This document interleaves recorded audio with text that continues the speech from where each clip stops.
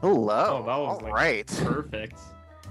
How's everyone doing tonight? I hope we're having a nice Friday. We're very excited to be here. Hi, everybody. Hello. My name is Austin MacKenzie. I am the co-creator of Valor, and I am the owner of Valorous Games. And we have with us our wonderful cast, who is going to be portraying a number of colorful, interesting, and fantastic characters for this session, and we're going to be converting their ideas into actual game mechanics today. So we'll be going through the game, kind of how the rules work, how character creation works, and sort of what this is all going to look like. So it should be a lot of fun. So let's go ahead and just kind of go through and do some introductions. We'll kind of go in order of how we appear on the screen. So we'll start with Zack, if you wanted to say a few words here as our illustrious game master. Hi, everybody. My name is Zack Maher. I am a voice actor. My most notorious credit would probably be Epithet Erase, where you can hear me as Dr. Sylvester Ashling, as well as a few various indie games and animations all over the internet. I love the system to death. It's one of my favorites after I discovered it about a year or two ago. And I'm really excited to be GMing this for the lovely cast we have here. All right, Francesca, you are up. Hi, everyone. My name is Francesca Calo. I'm a voice actor based in New York City. I have worked on shows like Pokemon, Regal Academy, Archive 81, which is a podcast, a serial podcast, and more stuff I can't quite talk about yet. But I'm really excited to be here and play Valor with everyone. Yay! Don't worry, once you're able to talk about it, we'll be screaming about it. Like, please do. I'm really excited. Literally 4 years under NDA, and I'm like, From the knowledge I have, we're already trying to figure out what role exactly it was. So I'm very excited. I'm very excited to find out and see. I can't if wait. We're correct. Oh. Do you want to say some stuff, Paul? Oh, my bad. No worries. I'm like, whoop. Hi. Hi, my name is Paul Greene-Dennis. I am Faizon Black, and I am an opera singer and also a voice actor based out of New York, Long Island. I have just did a narration or two, so. And also I did a character for a podcast thing that was backstage. So, dang. I hope Faizon starts singing. I noticed in chat they're saying you need to sing, and I have actually heard some of your singing, and it is phenomenal. So hopefully we can. One of these days we'll get you to sing live. Yeah, we'll set that up. Oh my god, it just has to be in your backstory. Oh my god. All right, Tamara, you are up. Hi, my name is Tamara Fritz. I am a primarily voice actor and a musician as well. And I'm most known for my role in Warframe as Utico and the big spider boss Prophet Taker. And I have also been in Wargroove. I play Queen Mercia in that. It's available on like every console and Switch and PC and everything, so that's real fun. And yeah, so I'm really happy to be here. I've got my my character Gemma, and I'm really excited to introduce you all to her. Worker is a great game. I highly recommend it, even though it beat the crap out of me because it's been a long time since I played advanced war style games. And last but certainly not least, Lily. Well, that's double L's, so it works. So I'm Lily Lammers. I'm breaking into the anime scene, you know. I've done background voices on Hunter x Hunter and Welcome to Demon School, Iruma-kun. And I also do indie games here and there, like I was the player character Templar in Chronicon on Steam, which is a really cool roguelike. If you're enjoying Hades, why not check it out? I'm also enjoying Hades, but I'm not in that one. And I'm really excited to share all this with you guys. I love everyone's characters so much, and my character Bryn is cool too. I love your character, so Yeah, we have all the same. love going around to everybody. Yeah, no, we've got an excellent cast, and I'm very excited to bring them to life within the game, as well as in art. And you can see kind of all four of the characters here. A very motley crew, if I do say so myself, but one that I think is gonna do some real good for the world. So I'm gonna talk a bit about Valor, just to kind of help the folks who are coming in who haven't necessarily been as familiar with the system. So we are an anime style tabletop RPG. Kind of the big concept behind Valor is that you can make any kind of character that you want, and then you can scream about it at the table and actually get mechanically rewarded for doing that. So, shouting attack names, giving dramatic monologues, that is our bread and butter. If you're not acting like you're in a Dragon Ball Z episode, then we've gone wrong somewhere. So we want to make sure that you are empowered to stand up and shout and shed manly or extremely womanly tears. All of that is what we are about. So as we're walking through the character design, you'll kind of see that we don't work with character classes like traditional RPGs would. Instead, we let you sort of do whatever. You'll customize your own attacks and your own abilities. You'll be able to choose from a number of different skills, and then you can kind of make them fit with whatever flavor you have in mind. So there's a lot of freedom. I've looked at everyone's character. I am not remotely concerned that we'll be able to fully capture what these characters can do in the system. But beyond that, we can get right into it, I think. Why don't we introduce everybody's characters as their concept and what ideas came to them as they were writing their characters, just so we kind of see who they are before we start getting to the mechanics. Yeah, that's a great idea. So we'll go down the line again. So we'll start with Francesca. Okay. So I'm playing Callon Lau, who is the second to the right in the middle, the youngish kind of boy. My concept with him is he's just one of those kind of shonen heroes or wannabe heroes. He is a huge fan of what they call the knights, which are the bigger heroes in this world, and he really just wants to be a part of that world. He carries trading cards of everyone. He goes around and is just trying to make his name in the world. He also hails from what is the equivalent of China, which is really important to me because I am half Chinese, half Spanish, so I really wanted to kind of incorporate that kind of culture as well. But yeah, he's just a young, excited, 15-year-old boy who is trying to regain his family's joy of becoming a knight. All right, Paul. Tell us a bit about Faizon. You're muted, Paul. By the way, Paul. Oh no, you're muted. Beautiful voice. Oh Lord. Take 2. All right. This is why we have episode 0. Yes. Faizon is a half human, to be more specific, Afro-Caribbean, and half beast-kin dog breed, German Shepherd. And he specializes in more the capoeira type, so he's a martial artist. If you think Eddie Gordo from Tekken series, bang. And for Faizon, he's set out for a mission to find those who did him wrong, in particular, for especially a certain someone who really put a mark on him when they betrayed him for political power. And also, due to his unique origin, he's not well received from either sides of his origin. And those familiar with anime tropes, you would be the Lancer.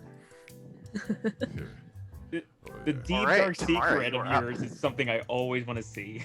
I'm so excited that when we get to reveal that later down the line. Oh my goodness. Yeah, so my character's name is Gemma Friedman, and she goes by the codename HeartShine. She was formerly a magical girl when she was like a young adult into like early adulthood.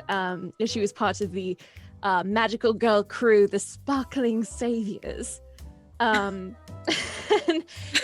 she's British, but like this is like you know, it takes place in not America, but like America, Canada-ish. I don't want to go too much into it, but like she's definitely like, she sounds like she maybe doesn't belong here as much. So they broke up, and now she is kind of like older. She's 34, and she's looking for like something else in her life to keep her moving forward. So I'm really excited for how that's going to work out. All right, Lily, you're up. So my character is named Bryn Briar, and she's the fencing one because I love fencing. So I was like, I got to do this. Her background, she's from a long line of knights, but she isn't supposed to become one. Her parents are very protective. I think she's got that very Disney princessy vibe, locked in a tower sort of feel, but modern day, you know. And she's been very isolated, and then she suddenly realizes, I want to be a superhero, and then she does it. And I'm really excited to share that with you guys because one important part for me making this character was I love these tropes. They're overdone as hell, but the reason I love them is what I've noticed is a lot of disabled people really like these tropes, and I'm disabled myself, so I wanted to make Bryn disabled too. Great. And since it came up, I'll talk a bit about the setting too. So we are going to be what we call a modern fantasy. The world is called Valorous. It's kind of like if you say it fast enough, it might sound like Valorous, but not quite. So the idea is that we exist in a fantasy world that has sort of attained modern technology. So magic exists, it's part of life, it's part of society, but it can't do everything. So, you know, that's where technology steps in to kind of fill that gap. So a lot of the modern conveniences, all of that you'll see in terms of how the world is. You have a number of allegories to our real world. Kind of the idea is that a number of regional powers have kind of banded together. The game will be taking place in the United Provinces of Amaster, which is functionally America, in the province of Florin, in the city of Callabri. Callabri itself is a major tourist trap. It's on kind of the southern panhandle, you might say, of the nation of Amaster, which has a reputation of all kinds of oddities, but this particular sort of resort city is known for its major parks and attractions, and it also has, you know, a thriving military and defense as well as space industry. Some of this, which may or may not come up. Also, a large part of the province is a swamp. If this at all sounds familiar to anybody who's familiar with the actual United States, I assure you it is completely coincidental, and we'll leave that at that. We mentioned earlier knighthood. So all of these characters are what we call cavaliers. Knights are the kind of the shining examples of what you would call an adventurer in your classic Dungeons and Dragons setting. So they are sanctioned by the government. They're extremely powerful. They're extremely well trained. They usually come from very rich families, since you need connections to really get that kind of ordainment within society. Cavaliers, on the other hand, are those who kind of exist on the margins. Cavaliers are often very active in rural communities that don't really have the police force to deal with like large monsters or extremely powerful undead that might rise up. Revenants, as we call them in setting. So it's not uncommon for a cavalier to kind of get a call, roll into, you know, a rural area or, you know, kind of a poorer part of a bigger city, and take care of business, and then, you know, maybe get paid decently, but more than likely not. You know, like risking life and limb to exercise a revenant's worth maybe $1,000, right? You know, that's a good deal. You know, you're certainly making your way in this wonderful gig economy that we have. So all of these characters, yes, will be cavaliers. So they'll be kind of existing on the margins. You're not going to be as rich or as famous as other characters might be. But you're getting by, and we'll see what comes of that. Oh, and I just saw mention. So Best in Class actually follows this. Is our first adventure path, which we're getting ready to release within the next few months. And that actually follows people who are knighthood bound. So they're basically going to we call them Silver League schools. So that, they have a lot of money, they have a lot of resources. They're the ones who are seen as becoming credit to society and who will be sort of the next shining star. So they've got their in. These characters, unfortunately, not as lucky, with the exception of Bryn, who might have been able to do that if her parents were more open-minded, but unfortunately they are not. So if we want to go ahead and get over to the Roll20, we can start building characters. And we're going to start with Bryn. And from here on out, chat, if you have questions, go ahead and put them in. Charu, our wonderful moderator, is sitting behind the scenes helping us out. She will record questions for us, and I'll kind of answer them as I have time and availability. But I'm going to be walking everyone through the character creation process. So bear with me. I'll get to your questions. It just might take me some time. So Lily, if you want to go into your character sheet, we can work through it here. I have opened it up. I'm Excellent. scared I'm going first. That's okay. So you described to me, I just want to confirm that this is where you're going. Bryn is kind of a tankier character. She is she's a frontline fighter, and she generates a blade of energy with her own power that she wields with most certainly not the Force, because that would be a copyright violation, and I do not want a certain mouse to take me to the cleaners. But is that right? Is that kind of what you're going for? Yeah. I was thinking of spirit and guts. Spirit and guts. Yeah, and that is definitely what I recommend. So, does she also have? Is she? Because you mentioned fencing. So is she also still very quick? Or is she kind of more of like the slow moving tank, or kind of balanced in other respects? I think rather than being quick, she's very precise. She might not always be like, but she hits like in foil fencing, you're specifically supposed to only hit like one part of the chest, because that's, if you get hit there, you die. So I think that's kind of where I was seeing her powers being. Okay. So this will be a bit odd. So spirit typically, when you cast with spirit, you're typically seen as more bombastic and more in your face. There is an option, because mind actually is a casting stat, and it does represent a lot of precision and tactics and analysis. So that may actually fit your concept better. If you are interested, we can talk through kind of what that would look like. Yeah, sure. So because you are a melee fighter, you can design magic-based melee techniques with no other problems. So if you're primarily sticking melee, that's not going to be an issue. Mind's range for standard ranged attacks is not as powerful as Spirit. Spirit really excels at bigger blasts, wider, bigger lines, longer range. But Mind, on the other hand, has some really powerful skills to analyze the battlefield and enemies. Mind would be the stat that you get to scan people, if you are very, very inclined to know how much health the enemy has left. It also gives you the capability to feint people, which Mind and Dexterity, Mind and Agility rather, both excel at.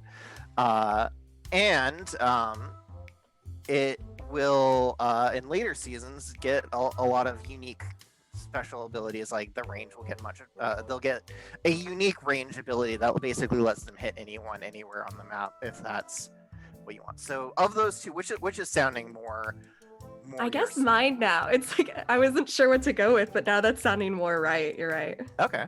So yeah, so let's talk So high mind, high guts. That means your character is going to be extremely socially adept.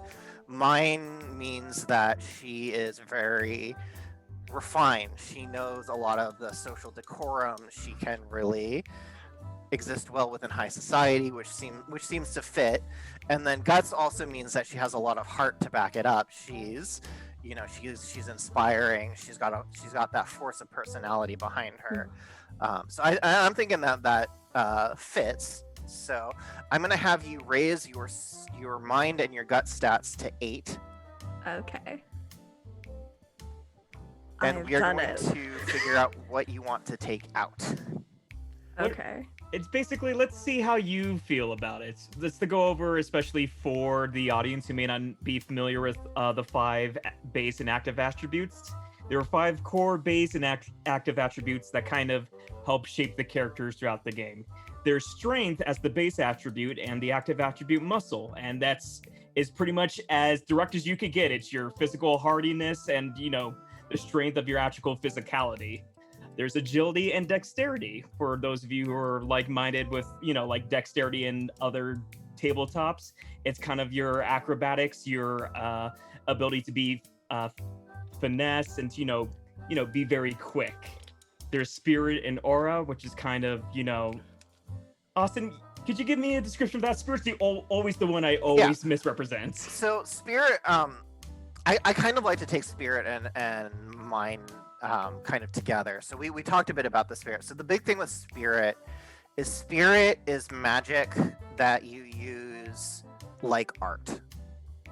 Spirit is kind of that creativity, that essence, that the magic within you and as it manifests. So in this setting, spirit casting is music, magic through music, magic through art, magic through painting, magic through performance. All of that is governed by spirit. A number of kind of priests or rabbis, imams would potentially use spirit to convene with their deity and cast their divine spells, although that could be mind as well, because mind is more the analytic, the scientific approach to magic. So that's your incantations, your very learned scientific, mathematic expression of how magic works. And then there's finally guts, which is the spirit of your spirit and force of personality. It's basically just how much of like that, talkative, charismatic, not necessarily charismatic, but just, how strong you can move your personality and use that as, a force within interacting with each other, as well as in the game. It's the unique attribute, as in you don't attack with it, but it's a very good defensive attribute, being the best way to give yourself more health and defense, or at least health, I believe. Yeah, health and defense, and guts and its corresponding active attribute resolve also have a number of abilities that basically just let you shrug off things that would fell a lesser person. You in fact have a very powerful skill in later seasons called Shrug Off, which lets you just take a blow that would knock you down and not get knocked down. You instead just remain at 1 health and laugh at them for failing. So like guts is definitely a lot of your standard shonen heroes will have a decent amount of guts because they're the ones who are screaming all the time about love and friendship, and they're the ones who are standing up again after they get knocked down. So yeah, that's guts. Also too, just because it came up, we mentioned season. Because we are an anime system, we divide our power tiers into seasons, and we kind of encourage people to run games within this kind of structure. So every season is 5 episodes. So this is not 5 episodes. 5 levels, 5 character levels, 5 levels of power, with an ultimate technique coming at the at levels 5, 10, 15, and 20. So kind of at the capstone of the season, characters will get some special powerful moves. So we'll be going through this show will encompass all of season 1, which will be levels 1 through 5, and you'll get to see these characters grow and evolve, and this is kind of the start of their journey. So, but getting back to Lily here. Yeah. So I got an idea. let's talk attributes. So obviously, we're maxing your mind and your guts. That's what you excel at. That means that we're going to need to take some things down. So you start with 25 attribute points. The maximum you can have at level 1 is 8, and the minimum you can have is 1. So what are you willing to sacrifice? Agility. I'm going to mention this now. If your agility determines your initiative count, so how quickly you act in battle, and also determines your move, so how many spaces you can move. Your move begins at 3 if agility is 1, and it goes up by 1 every 4 points of agility you have. So the break point for you in agility is either 1 or 5. Strength determines your health, so that will Guts gives you more health than Strength does. Guts gives you 10 versus Strength's 5, but you can also attack with Strength if you are specializing in it, which you are not. And it will also give you some physical defense. So since you are playing a tankier character, it may be something you want to kind of move some points into.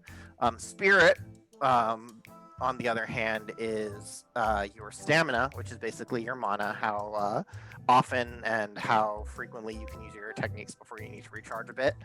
And then it will also give you resistance to magical attacks. So you need to remove 6 points from some of those 3 stats. Okay. Good luck. You're gonna have to do this too. I know, but I'm not doing it now. I'm already dreading it. Yeah. I'm like, oh god, I don't know which make- ones. Let's make this interesting. I'll give you Oh, character no. prompts. Lily, if you had to pick a critical weakness for Bryn in the basis of these kind of stats we've been talking about, what do you think is the thing that Bryn may not have to be like super weak at like 1 point, but what do you think they excel at the least? That's what I'm trying to think about. It's hard going first. You can do it. I believe in you. Thank you. Ganbatte. We're here for you.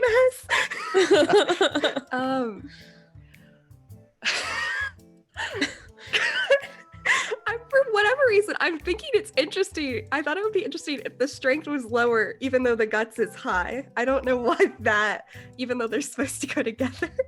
Honestly, for the build that you are putting together, strength is a very common dump stat. It just means that she's not going to be, lifting things with her hands.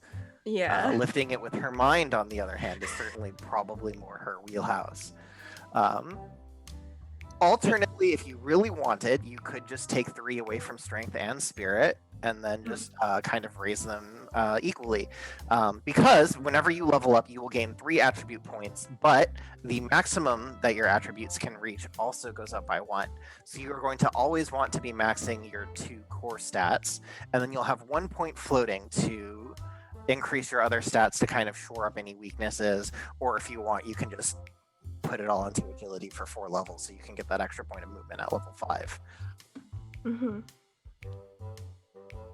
I guess I'll split it between them, yeah. All right, so yeah, go ahead and take your strength and your spirit down to 2.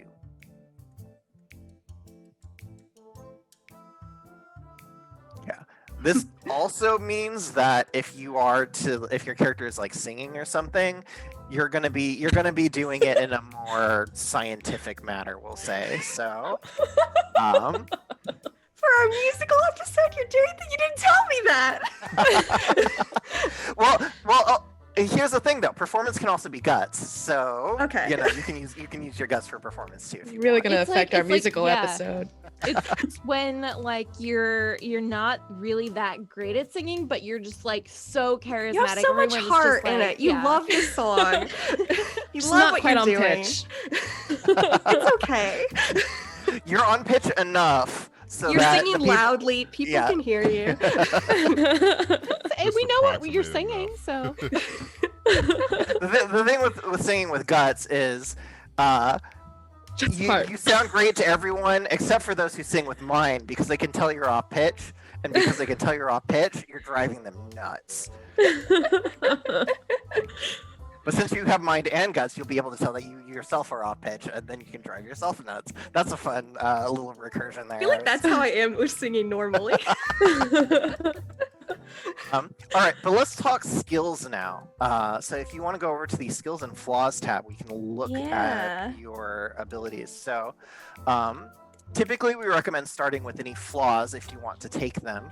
And that can kind of determine sort of how your character is, and it'll give you a few extra skill points if you wanted to do that. So do you have any particular like disadvantages or flaws, or are you just perfect? Are you flawless Wow. to say? Wow. I think in real life. despite the fact that she is precise, I think personality-wise she can be overexcited and get in over her head. Let's see here. Oh, there's a like She's a maybe very naive hero. I think I've said like Stephanie Brown sort of inspired me a little bit. It's the kind of person who goes rushing in to fight like the Joker, and they do not know how to do it. like rushing into a fight. There's one flaw about rushing to a fight that I like. Are you looking at Berserker, Zach? I was looking at Berserker. So the Berserker flaw is actually a high impact flaw. It gives you 5 skill points, but when you reach critical health, which is 40% your health, need I remind you, you are the tank. So you have a lot of health to work with Yeah. doing this. But you're also the one who's getting hit a lot, so just let's remember. I have the angel and the devil on my shoulder. So if you take Berserker, if you've ever seen Evangelion, Unit 1, okay, so you know how this works. Yeah. Basically, if you hit critical health, you fly into a rage, and then you lose a lot of defense, you gain some attack, and you just fling yourself at an enemy until that enemy is not moving anymore, and then you fling yourself at another one. So you lose control, and you just start attacking. That could be interesting. Are there other ones that are similar to that flaw that I talked about? There is one, I don't know if this one fits your character. There's a flaw called Violent, where if you will lose Valor if you don't attack every turn. Yeah, that's that. But flavor is kind of optional, so you could take this flaw and in how it represents your character, you could say that it's not necessarily that she's violent, but she feels like she has to constantly be on the offensive, and if she isn't, she becomes somewhat downcast. She's losing momentum. She starts to doubt her ability. So that is an option if you wanted to do that. Other options, we have a full, it's kind of a general purpose flaw. It's called non-proficient, where you can kind of customize that to whatever you want it. So if you were to take non-proficient naive, for example, Zach could just say, at any point you're going to have a -1 to your roll penalty because you are naive, and this is a problem for you at this point. I think the naive definitely makes sense. And I think that would make sense to give Zach to work with, because I think that's just going to be part of the character regardous. Might as well get points for it. If there's ever a point that comes up where it's like, I think Bryn is can be very easily swayed and manipulated here. I'm gonna give her a penalty on her ability to negotiate back with someone she's talking to. Yeah, I think that works out, and it balances things with the mind, because she's good at talking, but also she sometimes trusts too much, I think. It depends on who someone has maybe something behind the scenes, some false intent behind their words. Yeah. So you got to be careful about who you're talking to. I like that. And I'm kind of digging the vibe of Berserker. I think it's fun. Oh boy, we'll see how everyone else is loving that in a few seconds. So if those are the flaws that you would like to take, go ahead and pick them from the drop down and add them to your character sheet. Oh man. And for non-proficient, go ahead and write naive in there, and you have empowered Zack to send sneaky She's buggers just at a you. Disney you just princess. trust Like that's just part of implicitly. it. All right, so that's going to give you a nice 6 extra skill points, which means you Yeah. have 20 skill points to spend. 26. Zach rather. is smiling so much. I just thought of a dumb joke of just one of you guys coming in like, hey, you can't talk to Bryn like that. She's baby. How long until it's probably going to be Gemma is just like covering her Yeah, ears. Gemma's just like, no, excuse me. She's 20. 34, baby. All right, so let's talk skills. You by virtue of being a tank, I'm going to highly recommend the skill Tough. That will give you extra health. And since you are a berserker, having extra health will also raise the threshold of your critical health rate to hopefully prevent you from going berserk too frequently. I hope some of you are planning on taking healing. By the way, that might not be a bad idea. But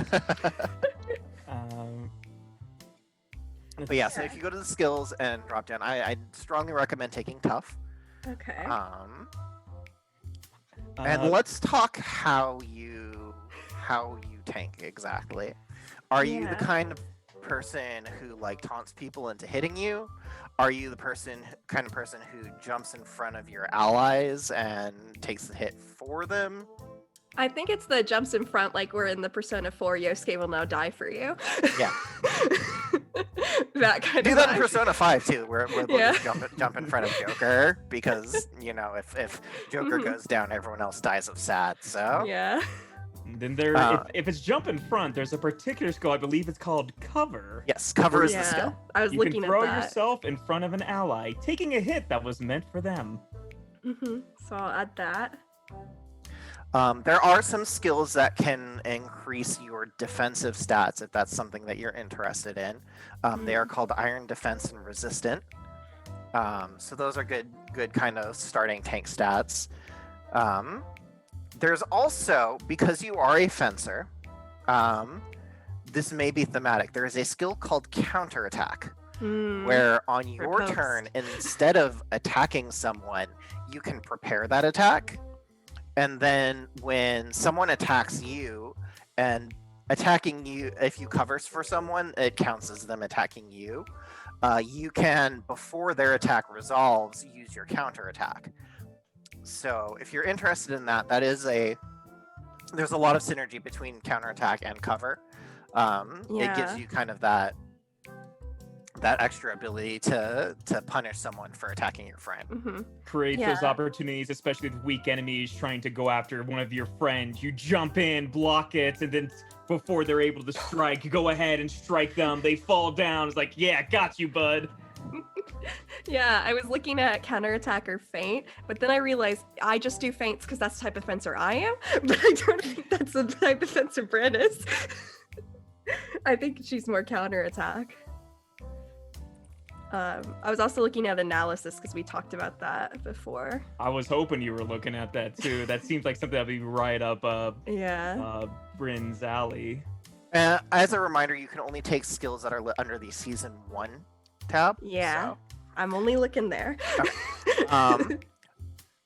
So analysis, I believe that is a Valor skill, if memory serves.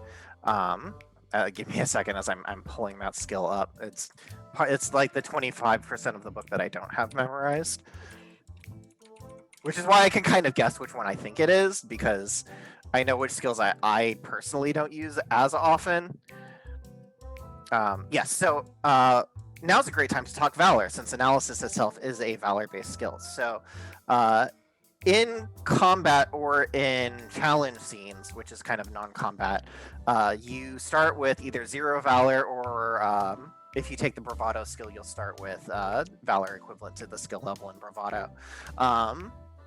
And it will slowly go up over time from each full combat round. At the end, you'll gain another Valor, as will any enemies who are capable of gaining Valor.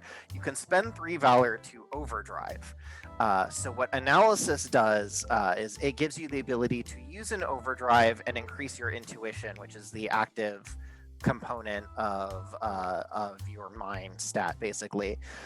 So you can spend 3 Valor to boost your intuition by 1. So that means that you'll be more accurate, you'll dodge better if you're using your intuition. It's very powerful. But overdrives are also used for a lot of other things, and you gain more Valor by, as I mentioned earlier, by like screaming and tacklings and stuff like that. The GM can reward you with more Valor. So the more active and the more engaged you are in combat, the more you can get. So part of that will depend on how awesome you think you can be to make Zack want to give you enough Valor to use this skill. Well, I think he'll owe it to me because I keep saying yes to his ideas.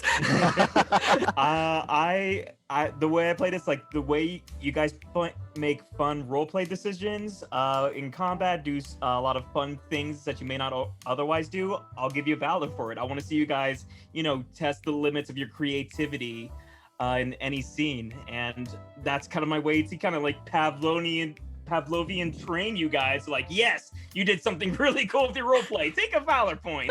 I want the gold star Valor points. But yeah, so definitely worth taking. If you like that skill, go for it. Also know that you can use overdrives.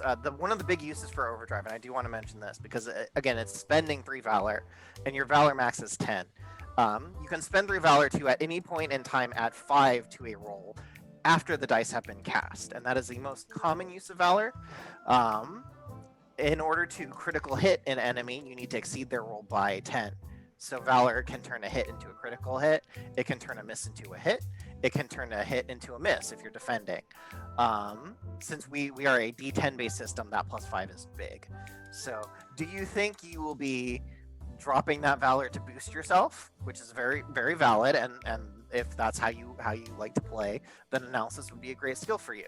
If you think you're always going to be trying to get that squeeze a bit more out of your dice by using your Valor for the extra boost, it might not be a good fit for your character because you're using your Valor for other things. If you do take it, I will also recommend the Bravado skill, however, because Bravado means you start with 1 Valor instead of 0, so it gets you closer to that. Except I don't think you have enough. I was gonna say I think I was gonna do analysis and recovery. Maybe, I don't know. Recovery? Give me 1 second here. I was looking for things that are cheaper. Point cost. Yes, for challenge scenes where you can kind of correct yourself if you say something really dumb. There is might be useful. Yeah, there's another skill you might look at because I mentioned scan earlier. That skill is called size up, which is of equivalent cost. Oh yeah. So size up lets you use your mind to tell what an enemy's general attributes and defenses are. You can see their health, so you can see how much health they have left. It gives you the tactical prowess of like, they're not very strong. Oh, let's have somebody who's strong in our party to go ahead and whack them upside the head. Or, they're really weak, they're just 1 hit away, I'm gonna go up and finish them. It gives you all that tactical information so long as you succeed in rolling. What's the difference between scan and analysis just in terms of gameplay? Sorry. The analysis skill lets you spend 3 Valor to increase your intuition by 1. Okay. Size up allows you to. I'm disappearing behind my screen here. Yeah. Size up gives you the ability to use your intuition against an enemy, and if you are successful, you will see their health, their defenses, and their general attribute layout. So you just get a readout on their stats, and you see how much health they have left. The one basically makes you stronger by spending Valor. The other lets you make a roll and learn more about your enemy.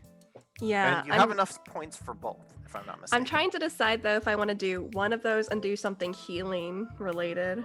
Well, healing you'll take with your techniques. Oh, yeah. Yeah.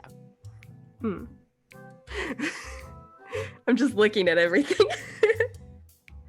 Is there anything the devil on my shoulder would suggest, Zach? Dangerous. Or if you want to be an angel, you can do.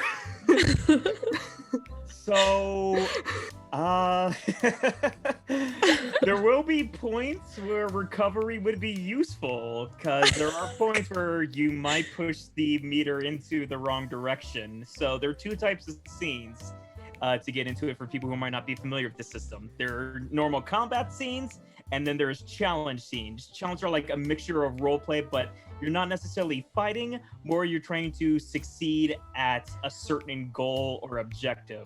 Whether that be trying to storm your way to the end of an obstacle course with so many things in your way, try to talk down a hostage situation, or try to like make a deal with, you know, an opposing faction go your way by trying to sway them with your words. There might be a meter that shows how successful you're gaining their trust, for that last example.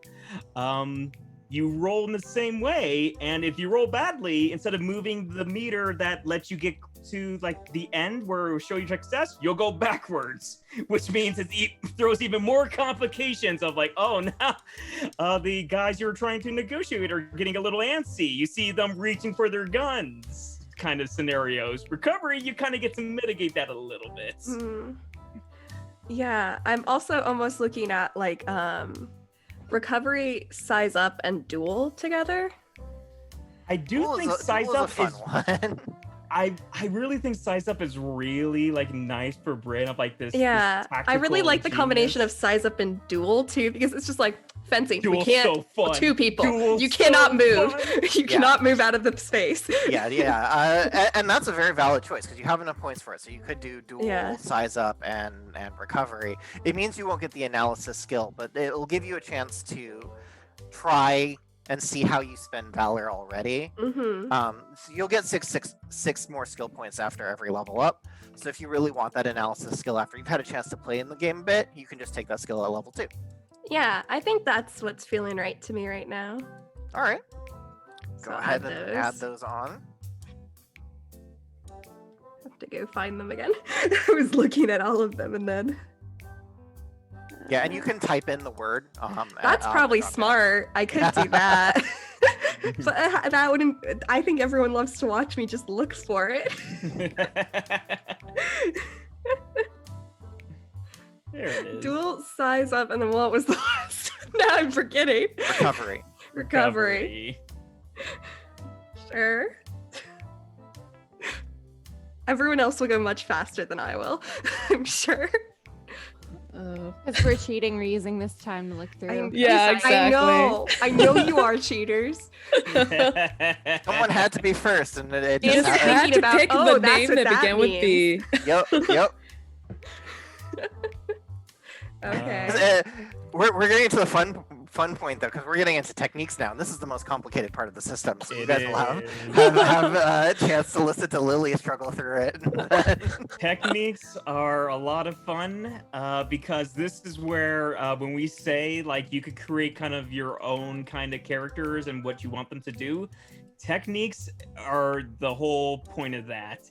They're your actions that you will typically use throughout your combats, and you get to design them from the ground up. I'm buying time as I look and try to get myself to the techniques page so we can kind of go over each step, so you can kind of see. I know the first step, and the first step is a concept, which I love. Is think about the way that Bryn may interact into the battle. Like, do you want to what? You said you wanted something for like healing, right? I thought that could be useful, just in case. Yeah, we could definitely start with a healing technique. That's fine. So under the technique tab, I'm going to have you go to add. Okay. And then you should see an option for cores. It should default to damage. I want you to change that to healing. I can do that. Okay. So healing can actually key into 2 different stats that you are good at. It can actually key into 3, but you're not very good at spirit, so we'll ignore that for now. But healing can be done with either mind, spirit, or guts. If it's guts healing, basically you're yelling at someone so inspiringly that they feel refreshed. Whereas mind healing will probably be more your typical magical based healing. So back to the concept. And you're good at both, so go ahead and pick kind of. I will say mind will have more unique options later down the line. in terms of what you can do with it. How do you think Lily goes about healing? Does she talk her Well, way? Lily Bryn, does yeah. it. Sorry, I wish I Bryn. knew how. How does I knew Bryn? how to do I'm it. so sorry. How do you think Bryn goes about trying to fix the wounds, or help people out to get their health and their spirit back to keep fighting? Do you think they talk at him? Does he cast a spell? I was thinking more of the mind and the spell stuff. Okay. All right, so I'm going to have you change that attribute to mind. Okie dokie. I'm so good at this. Yeah. I'm really good at clicking on And menus. I'm going to kind of walk you through the easier way to do this, just so it's a bit less confusing. So typically for healing, did you want to be able to do this at range, or is this only something you can do to someone you're right next to? I'd like to do it at range. Okay. So under modifiers, I'm going to have you type range 1. Okay. And that will give your healing a range of 3 spaces. If you want to increase it, you can do range 2, which will take it up to 6 spaces. So you can heal anyone within 6 spaces. So let's kind of, as we're going this, let's talk about what we're actually doing. So you start with 12 technique points, and your maximum technique level is 4. And a technique's level is a combination of the core power, which determines how good the technique is at doing its basic function. So in this case, a core power for healing means the higher core power that is, the more you will heal someone when you use this technique. And then modifiers are things like that range I had you put in, where it gives it the ability to heal someone at a distance. So you're kind of, when you're creating a technique, you're balancing it between how strong is it and how versatile is it.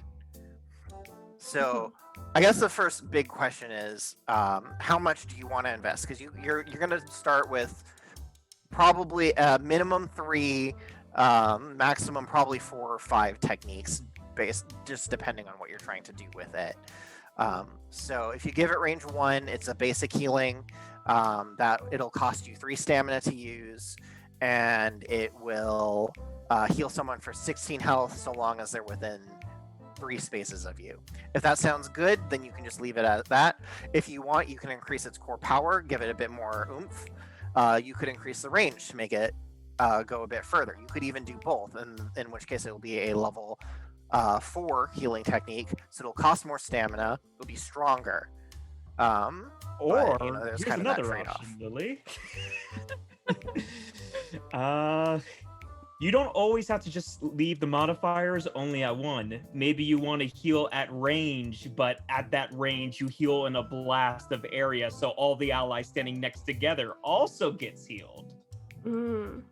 So in that case, you would add another modifier called, I believe, blast radius. Yes. And so think about how you kind of want this technique to function, and we'll help you kind of create and shape that technique to be exactly what you want. I was thinking of a blast radius, so. Okay, so That's why I threw that out there. Yep. Thank you. Yeah, so go ahead and type blast radius under range, and just type blast radius 1. So you're making a more like utility-based heal that may not be necessarily strong, but very good at helping everybody. Okay, so this blast radius is an expensive modifier because it's powerful. So each one level of blast radius counts as 2 technique levels, which means that with the 2 levels of blast radius, that 1 level of range, and then your 1 level for core power, this technique is now a level 4 technique, which means this is as strong as it can get at your current level. And that cap increases by 1 every time you level up. So the stronger you get, the more complicated and interesting techniques you can make. So this is going to cost 5 stamina, and this now's a great time to talk about actions, because there's an action economy in this game as well. So healing is what we call a support action. A support action is one of your 3 actions, the other 2 being an attack action and a move action. And a support action is generally using certain skills, certain abilities like buffing, debuffing, healing. So you can do that, and you can still hit someone if you want, or you can trade an attack action for another support action. So you could potentially, if you want to, double tap a heal. Because this costs 5 stamina, and you could technically, if you wanted, be throwing it out at every turn, that can potentially lead to you running dry on stamina. You have 32 stamina. So using a heal and an attack, that could easily cost you like 10 of stamina, which means you're running dry after about 3 rounds. But wait, we have a way to remedy that. Yes, we do. So what we can do is we can attach a limit on it, which means that there are some limitations that make it a bit harder for you to use, but the trade-off being that it costs less stamina. My recommendation personally for healing is you can put what we call the Valor limit on it. If you put a Valor 1 limit on it, then in order to use this technique, you must have at least 1 Valor. Just have, not use. And that will reduce the stamina cost by 2. So instead of costing 5 stamina, it'll cost 3 instead. And also, because you're probably not going to be using healing on the first turn unless things are going very badly, it's a pretty low impact limit to give it that still lets you use it pretty comfortably. So you could use it twice in 1 round if you really wanted to. Okay, that sounds good. What Yeah, do go I ahead and just type? type Valor 1 in the limit. Okay. And there you go. Ooh. Congrats, you've made a technique. I did it. What's the name of this technique, really? I was researching this while you opened up things too. This is bad, but it was all I could think of, so I didn't do a great job researching. Disengage. Okay. It's so when you move it's a fencing. Well, go ahead and type the name of the technique in there, because you want to know what it's called so you can shout it when you use it. Oh, you need It's to when shout you our move a name. fencing blade out of the way so then you can hit further, but All right. No, I can dig it. yeah. So let's talk other techniques. How does she fight? Like, are you thinking like she just has kind of like a straightforward thrusting attack? Does she maybe have an attack where she like moves through enemies and hits them all? Give me an idea of something she might do when she's hurting someone. Get the brain juices going. Let's get creative with this. How crazy do you think she wants to be, or do you want it to be simple? I think simple. I'm sorry, my brain juices are flowing, but they say simple. All right. I think a simple sword thrust. Okay. So go ahead and add another technique. Yeah. We're going to keep this damage, but I'm going to have you change the attribute to mind. Okay. Since you are using your lightsaber, so it is going to be a magic damage and a melee technique. My non-branded saber. Yeah. Go ahead and write that for your technique name if you've already got it. Go ahead and put it in. And you could literally be done right here and just have a basic level 1 cost 3 stamina stab someone. Mhm. If you wanted, you could make it a bit stronger by increasing the core power, but this is just a simple melee. I strike someone right next to me and they take some damage. I will throw this option out there. Because you're using your magic to infuse this technique, the way it's going to interact with an enemy is going to attack them magically. If there's each characters, including you guys, have things called defense and resistances, and that's kind of what's subtracted from your damage before the technique is subtracted from the character's health. So against someone who's also magically inclined, they probably also have the same ability to mitigate that magical damage. The one and only thing I may suggest you don't have to take it if you want. There is a way to change the damage, so you're still using your magic infused with the blade to attack somebody, but it's going to attack them physically, not magically. You could also do two techniques, one that does physical damage to someone right next to you and one that does magic damage right next to you, if you wanted to do that. So you would have the versatility, especially since you could see how strong and what resistances and defense people have. You could customize and have enough techniques to be like, oh, time to like go into physical mode or go into magical mode. That's what I was sort of thinking of, like, because she's able to control the blade, then something like that would make sense. I like that a lot, actually. It speaks really well to like the tactical genius Bryn's probably going to be on the battlefield. Until the minute her health drops below 40%. I am going to recommend that you don't let her be your only healer. Because, I was giving her light healing because I was like, I should probably want it as a tank just in case. But so what if you guys please heal? once Berserker turns on, you're not healing anymore. So but yeah, so if you want, you can do a second Saber ability, and we can give it the modifier damage shift, so you can have both. You'll have two fairly simple techniques where you can attack someone and do some damage. But you will also get some versatility out of that. I am putting the name in as Saber 2, like the Peggle 2 meme. Saber 2. Go ahead and make Saber 2 kind of the same thing. Make it damage core. I see the ellipses here too. It's going to be mind. And then for modifier, type in damage shift. Yeah. So that one will do physical damage. Now, there's something you can do. This does kind of limit your tactical options, but it does make them cheaper. If you wanted, you could give each of them a cooldown limit of 1. So they will cost 2 less stamina, but you can't use them twice in a row.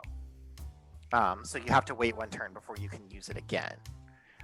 So if you want to do that, you can. They're not super expensive, so you could just leave them as they are for now.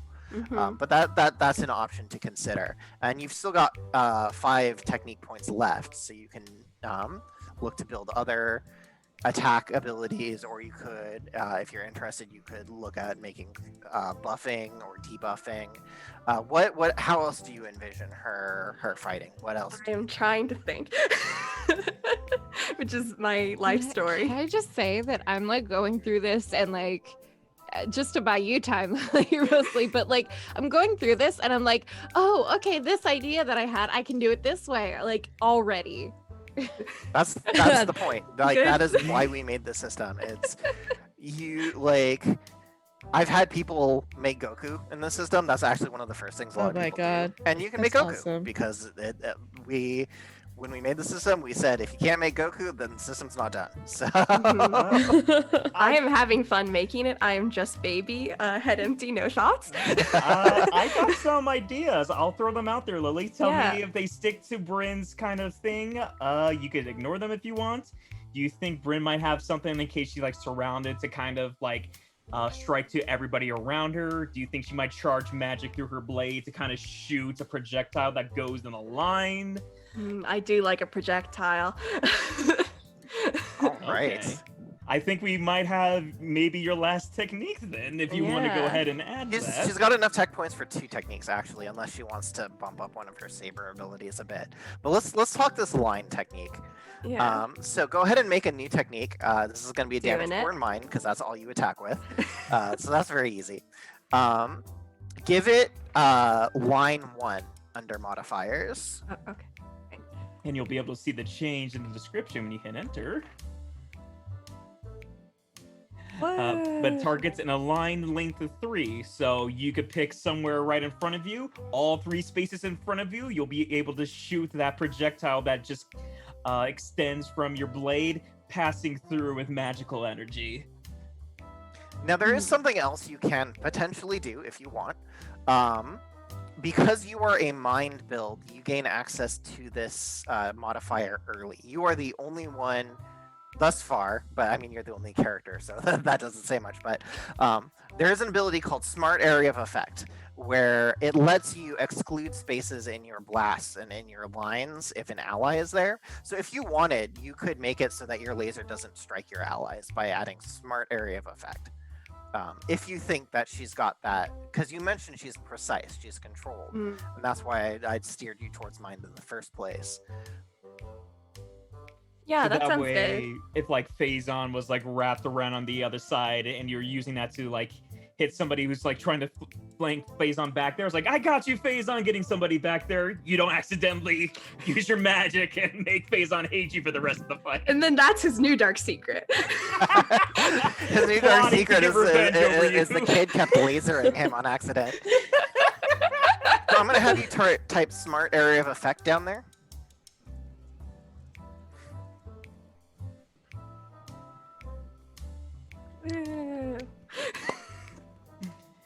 So that you don't accidentally hit your allies. Especially because I think you may all be melee. Yeah. Oh, fights are gonna get fun. Oh yeah. Yeah, I love melee, so you know I'm here for all. Oh god, it's Saber 3. You're just a Final Fantasy. Saber character. 3. Should I do Saberaga? Saberaga, Saberaga. It's just gonna be me asking the whole time when you say like Saber 3. It's like, all right, Lily, which Saber is that? I might come up with a better name. This is a good placeholder for now. That's completely fair. All right, so you have 2 technique points left. Okay. If you want, you can bump up the damage on some of your existing techniques, or if you want, you can make kind of a more minor ability. If you've got something in mind, you wouldn't really be able to do much with it though. So I would highly suggest let's maybe getting like Saber 3's damage up, because that's probably going to be a really good way to get more damage. Or it's up to you. Yeah, I was thinking one of the sabers. yeah, bumping up Saber 3 is definitely a worthwhile. I would certainly look to put some kind of a limit on that one. That might also be a good candidate for a Valor limit 1, so that you can't use it at the start of the battle, since it's kind of your big Yeah, that technique. sounds good. So in this case, raise your core power by 1 and put Valor 1 in the limit field. I wrote Valor. Wow. So you have 1 technique point left.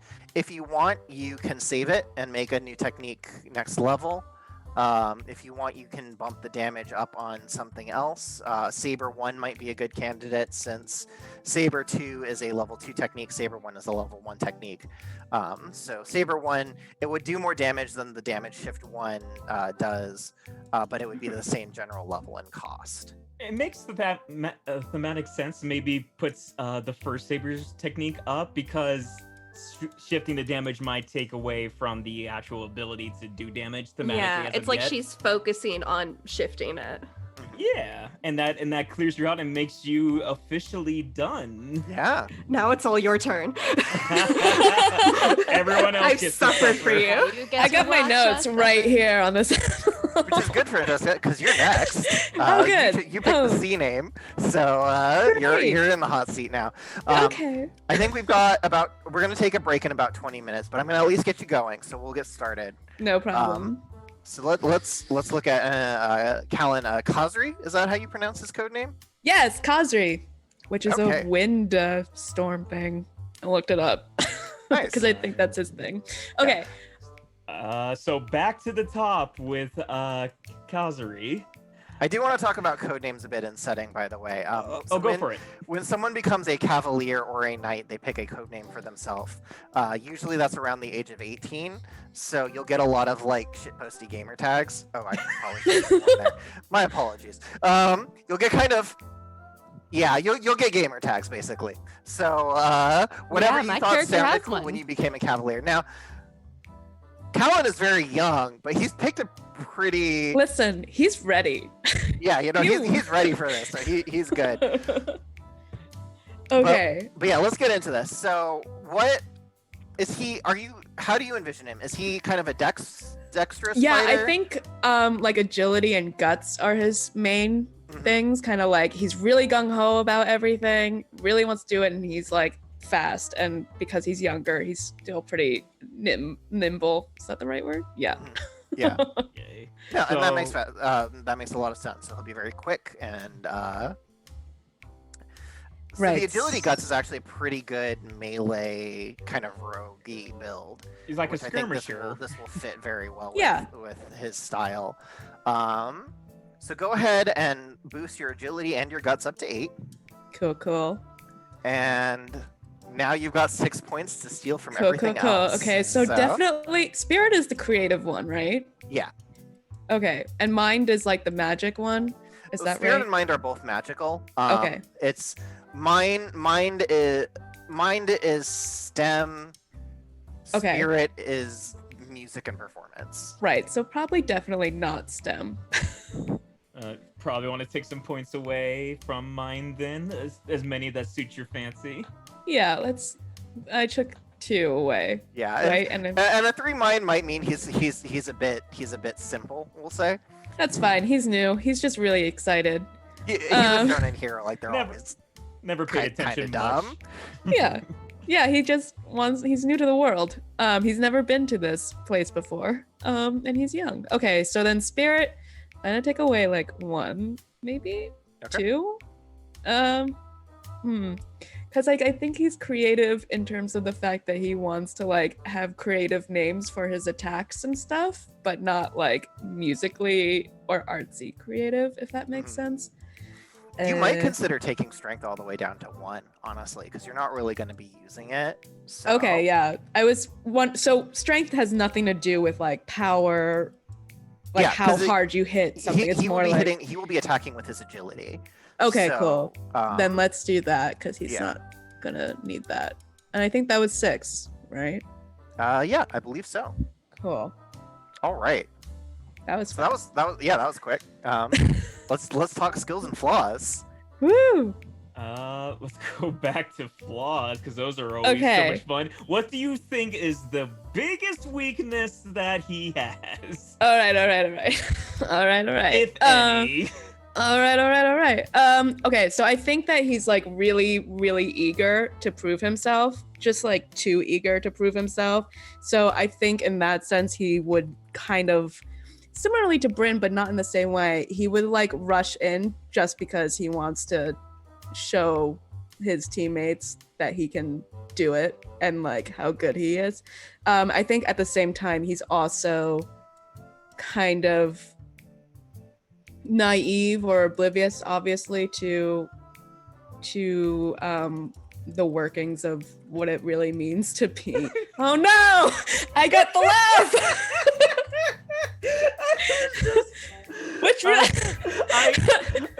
There's one, and it's in my mind. There's compulsion, like some Okay. compulsive behavior that hinders your ability to function, and it's basically having to spend an action in battle, usually support action, and if you do not, your valor's kind of reduced by 1. And I just got this idea in my mind that he kind of looks back to some teammate of like, look, see, like you're kind of using your support action to kind of direct their attention away to watch you. So mechanically, what compulsion does is every other turn you just have to burn a support action to do Okay. something. And- It was originally for like the gritty anti-hero who has to like smoke constantly, but But we you can really make do this whatever really you want it fun. to be.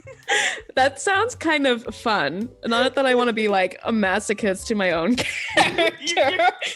You're kind of like this. He'll be like, "Hey, like, Bryn, look like I can fence too." Because you're just an attention-seeking kid, and I found it really I funny. love this. I love this so much. I will say too, flaws can be bought off later. So, Oh, okay. Well, maybe he'll picturing him grow with a and lollipop, learn. like yeah, a cigarette. if eventually he gets to the Yeah. point where he doesn't have to like call everyone's attention to him about how good he's doing. Oh my god! you So can it's buy- every you can other turn. Buy off the compulsion flaw a bit later. So Okay, so it's every other turn. Let's do it. That yeah, sounds all fun. right, compulsion. Okay. Do I need anything for notes or? You'll probably want to type it in as to what it does, just since. Okay.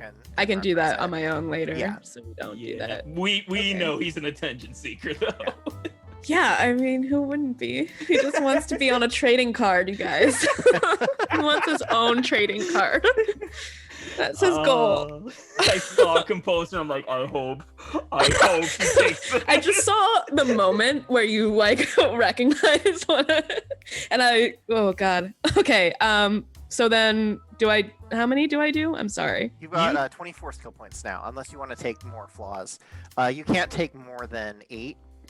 Anything above 8 skill points worth of flaws won't affect you until you level up a bit more. We try and encourage people to not heavily min-max with flaws. It's like if there's something interesting, go ahead and take it, but you don't feel like you have to.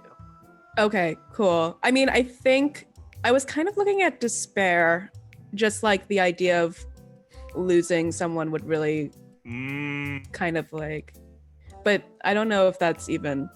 Yeah, no. So despair is you lose valor if a party member falls in battle, right? So if he's the kind of person who would get really busted up about seeing a friend go down, that's absolutely I think he would, valid. yeah, because it's his first quote unquote battles in this Right, world, yeah. so it would be like a really kind of shocking and horrible thing. So I'm gonna go ahead and just do that. Hopefully nobody dies. Somebody else do like a hero, like a healing thing, because I don't think Callon's a healer.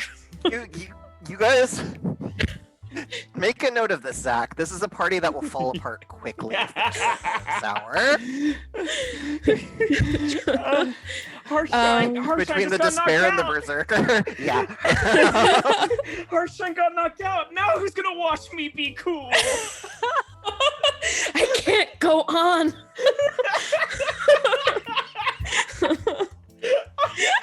So, I get the impression you're kind of a frontline damage dealer. Is that sort of? Yeah, I am think so. Yeah. So that's skills, right? Yeah.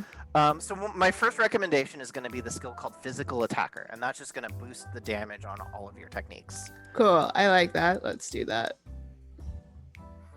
Okay. Would you say he is very gung ho to start? Like he's really eager to just get in there. Yeah. You may also want to look at the bravado skill. So the bravado skill means he starts with 1 valor because he's already just like. Okay, cool. pumped and I think I primed, ready to actually go. put that down. Oh, look at that. I did. Nice. There is one skill I'm gonna suggest just because he's very team centric. There's team tactics. Yes, that's a great one, especially Oh. because you are all melee, I think. Yeah. Unless Gemma's going to be a ranged caster, we'll see. Team So tactics. I was thinking means of it, yeah. if you're at least next to one of your allies, like they're adjacent to you, or not No, adjacent to each both other. of you are adjacent to an enemy, but not adjacent to each other. It's a flanking skill, basically. Okay, cool. And I think that kind of matches well if his quick and nimble go for the weak points, cover like Faizon or Bryn's backside or anything. Something. I think it works really well for this kind of character you're building. That sounds great. I like that. There's another skill that I think would be very important, especially for how you were putting this together. It's called Nimble Movement. It lets you use your agility to, let's talk about Zone of Control, since it came up. So all characters, unless you take the non-threatening flaw, have what's called a Zone of Control. Well, even non-threatening characters do, it's not active, but in order to move out of an enemy's zone of control, it takes 2 movement instead of 1. And this will stack with things like rough terrain. So like if there's rough terrain and it's in someone's zone of control, it's actually 3 spaces to move out of that space. So you generate a slowing field around yourself because you're threatening, right? You know, you've got your giant Gondal and you're swinging it around in a method that may or may not look skillful, but either way, you know, like you got to be careful to move around that. What Nimble Movement does is it lets you, if you beat an agility or a dexterity roll against the enemy, you can just move through their zone of control without any penalty. So, cool. because he's going to be very swift, that might be a good skill. I like that too. Yeah. So I'm sorry, what is it called? Nimble Movement. Okay. Right there. Yes. Do you want to go even faster? That was gonna be my next Faster, suggestion. harder, stronger. Yeah, we could go faster. Let me just There's not the like sprinter. Yeah, but there's yeah. the sprinter skill. That will bring your movement up to 5. Okay, cool. Let me just look. There was just one. I just wanted to check real fast, see if this worked. Yeah, there's something that catches your eye. Please tell us. Sorry, I'm just reading real fast. Okay, I was kind of looking at reckless attack, even though that's also like a flaw. But let's not Reckless do Attacker that. is a fun one, and it is pretty in character. And you don't lose Valor if you go down, just if other people go down. Just if other people go down. No worries there. Reckless Attacker, so yeah, you boost your attack roll so you're more accurate, but then everyone else has a bonus to hit you for the rest of that turn. Oh, got it. Because you swung wide, basically. I mean, it Which kind of fits makes for sense. Yeah, it definitely fits for a damage dealing character that you're going for. You've got guts, so you're not going to be like super fragile. But someone's probably going to have to bail you out because you're Yeah. in the middle of melee. Right. I don't think maybe not. That might be too much of a like although it would be really fun. I'm kind of decide if like I want something to be Here's the thing: don't worry about being like the most tactically sound character in the game. Like you can optimize. Like one of our playtesters, she is like the most skilled character builder I've seen in the system, and she will do absurd things. Like she set up this thing where someone summoned a low-level summon that had a healing technique that she then copied the healing technique of just because they needed healing so badly. But because she copied it, it was with her higher stats. Like that's the kind of thing that this person's pulled off. And right. we're not playing a game where you should feel like you have to do that. Pick what's fun. Pick what fits. If you're losing, scream louder. You'll get enough Valor to see. You know what? I think Reckless Attack, unfortunately, really fits him. So let's just do it. Do it. Yeah, absolutely. Kids. Have fun, guys. Okay, so I have like 2 things left, which I don't think I can do anything else with. So You can, if you want, grab a proficiency skill. Those give you a bonus to challenge actions. So, for example, you could take proficiency with athletic. So, if you're using your agility to like climb or jump or something like that. oh sure, better okay, about that. cool. Do we get these SP back or You gain at any 6 point? SP every level up. Every level up? Got it. So you don't Yeah, have you to could take just it. save it. You can Yeah, save I it. think I'm okay. I'll leave it at the 2 and maybe gain 8 until later. Yeah, absolutely. Completely valid, especially if you're looking at Sprinter. Because then you would have 4 left, so you might have more options there. Right. All right, Cool. techniques. Okay. Yeah. There's no healing going on with this kid. So don't look to him. You actually, there is something you could do if you want, and this might work as kind of a self-heal. Something I usually do for these kinds of melee characters who get in there is I will make a healing technique that I can only use on myself with guts, because you can heal with your guts. And the requirement is you can only use it when you're at like critical health. So you just kind of like psych yourself back up after you've taken some hits. Cool. Okay. We can do that. Maybe that's a good idea because he's gonna be like, especially with reckless, whatever I just put in there. Yeah, he's gonna like really just. Okay. Sorry. Go ahead. No, go for it. Go for it. I don't want to interrupt. No, please tell me your thoughts, There's DM. one technique that I think would be really. I hate this technique because I never understand it, but Austin will help me understand it better. What are you doing to me? No, it's because since he's like this very like fanboy, like seeks attention, like looks at everybody and tries to figure out what he's gonna do. There is a technique known as a mimic technique. Oh my god. Where you kind of copy a technique that you've seen based on the ways that it works for you. Oh my god. I love that. And I'm like, that's such a perfect thing for from Callon. I would be very interested to see what he does to copy a magic technique. I love it. But if you want, you can absolutely take Mimic. Mimic. Basically you just copy someone's technique, but you choose which stat it goes off. So you would be using your agility. Most so you likely. Would be figuring agility. out some way to, through your agility, copy something that someone else did. Okay. It's gonna be so bad. And you can also copy the techniques of your teammates. That's great, but it's gonna be like the most like clumsy like capoeira move ever. I will mention, however, you will use your agility to roll the hit, but you will still derive the final damage from how good you are in the stat. So like if you're copying a strength-based like punch, you'll do it, but you'll be using your kind of pitiful strength instead. So it won't necessarily do nearly as much damage. Your spirit's not bad. It'll give you some definite versatility. It's a complicated maneuver. I can certainly see how it fits with the character. So if you like it, go for it. Yeah. So is it like, so let's say somebody like Bryn is doing like a fencing move or something, and it's more like a magical based thing. Then I would just like translate that into like what his equivalent would be, right? Or would it go through the magic? It would still be a magic attack. So. Oh, okay. I see. I see. It's just how he does it. That would be up to you and your creativity. Right. But it would still be counted like as a mind. Yep. Using the mind stat. Yes. Yep. Right, so it would really be. It's just like, I'm gonna try this cool magic attack, and it's just like one poke of a finger. That's like no damage. Not no damage, just not just a lot like of damage. One damage. Like, so in character, I love it. Yeah, I love it too. So we're definitely doing that.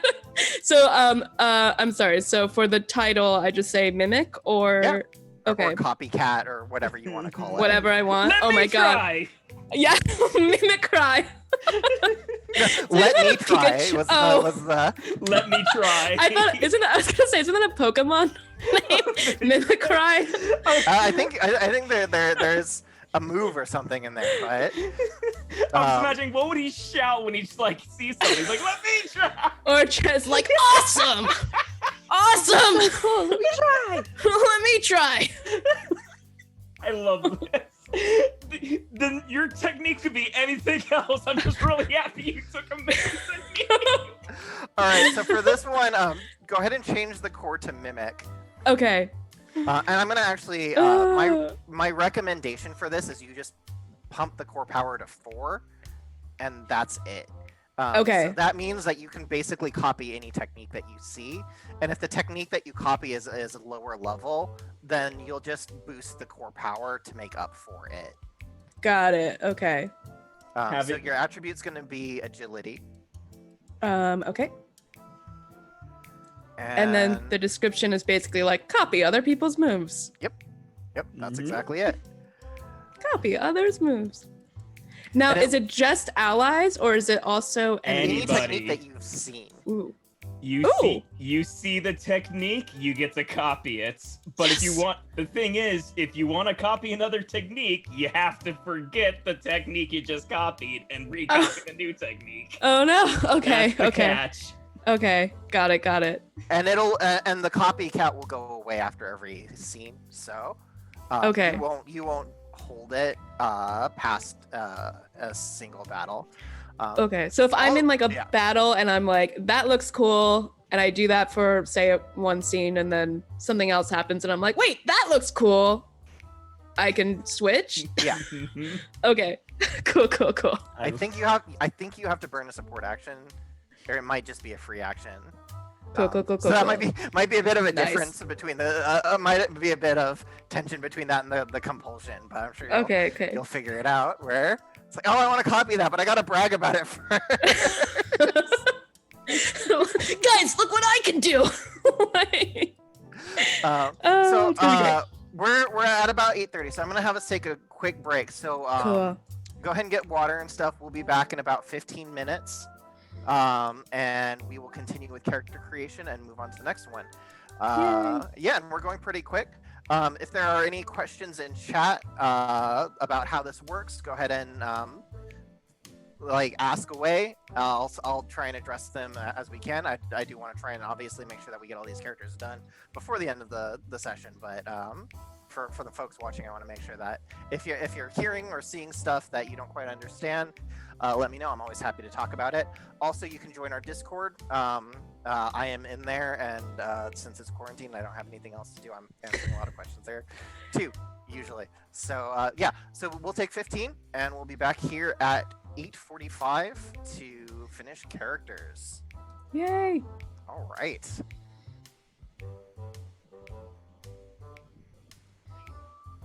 All right, cool. We're good. Cool. Woo! All right, take 15.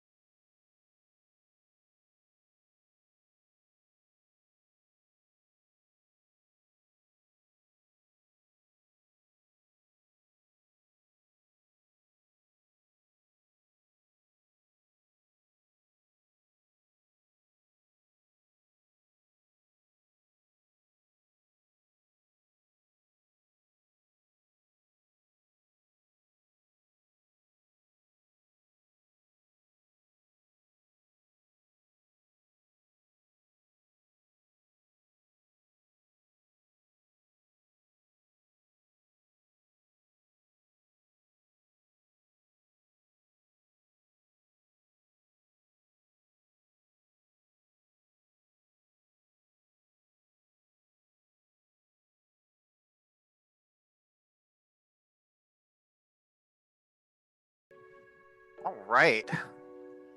Welcome back from our quick break. When last we were here, we just got Callon a mimic technique, so that's gonna be fun.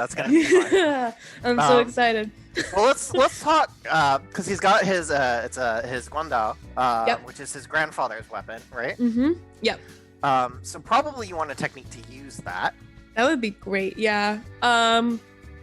And I'm thinking just kind of, I mean, depending on how much, I guess, TP I can use, I was thinking maybe like a sort of ranged attack or like a jabbing thing, and then, or like a multi-thrust thing where he can like sweep around and like get multiple people. Is that like a ranged? I guess that would be his equivalent of a range. So here's actually my recommendation, because this is a pole arm. This is a very frequent. So when agility takes the line ability, it's not as strong of a line as if you were to take it with mind or spirit. It's actually 2 spaces in front of you, but that is a very good representation of a long thrust with a pole arm. Right. So Okay. what you can do is you can add a damage technique. It would be an agility damage core, and then you can give it line 1, and that would be him just thrusting forward into 2 spaces and hitting the 2 people Okay, cool. right in front of him. Is there something he can do kind of like, okay, let's do this and then I'll do that. Yeah. I've got another one that I think is going to work well for you, but we'll see what you're asking So this about. is just like a regular like swipe / thrust or this whatever. would be a thrust. Okay, thrust. He like would have really like long names that he thinks are cool. So let's do like acute. I don't know. I'll figure this out. I don't want to take too much time doing this. Here, I'll just do that. Stab. Yeah. Maybe like Barrage, Bane, Blitz. I don't know. We'll Big figure it blitz. I out. like it. Yeah, he'll just be like, Blitz. and be like, Barrage, Bane, Blitz, and just stab forward.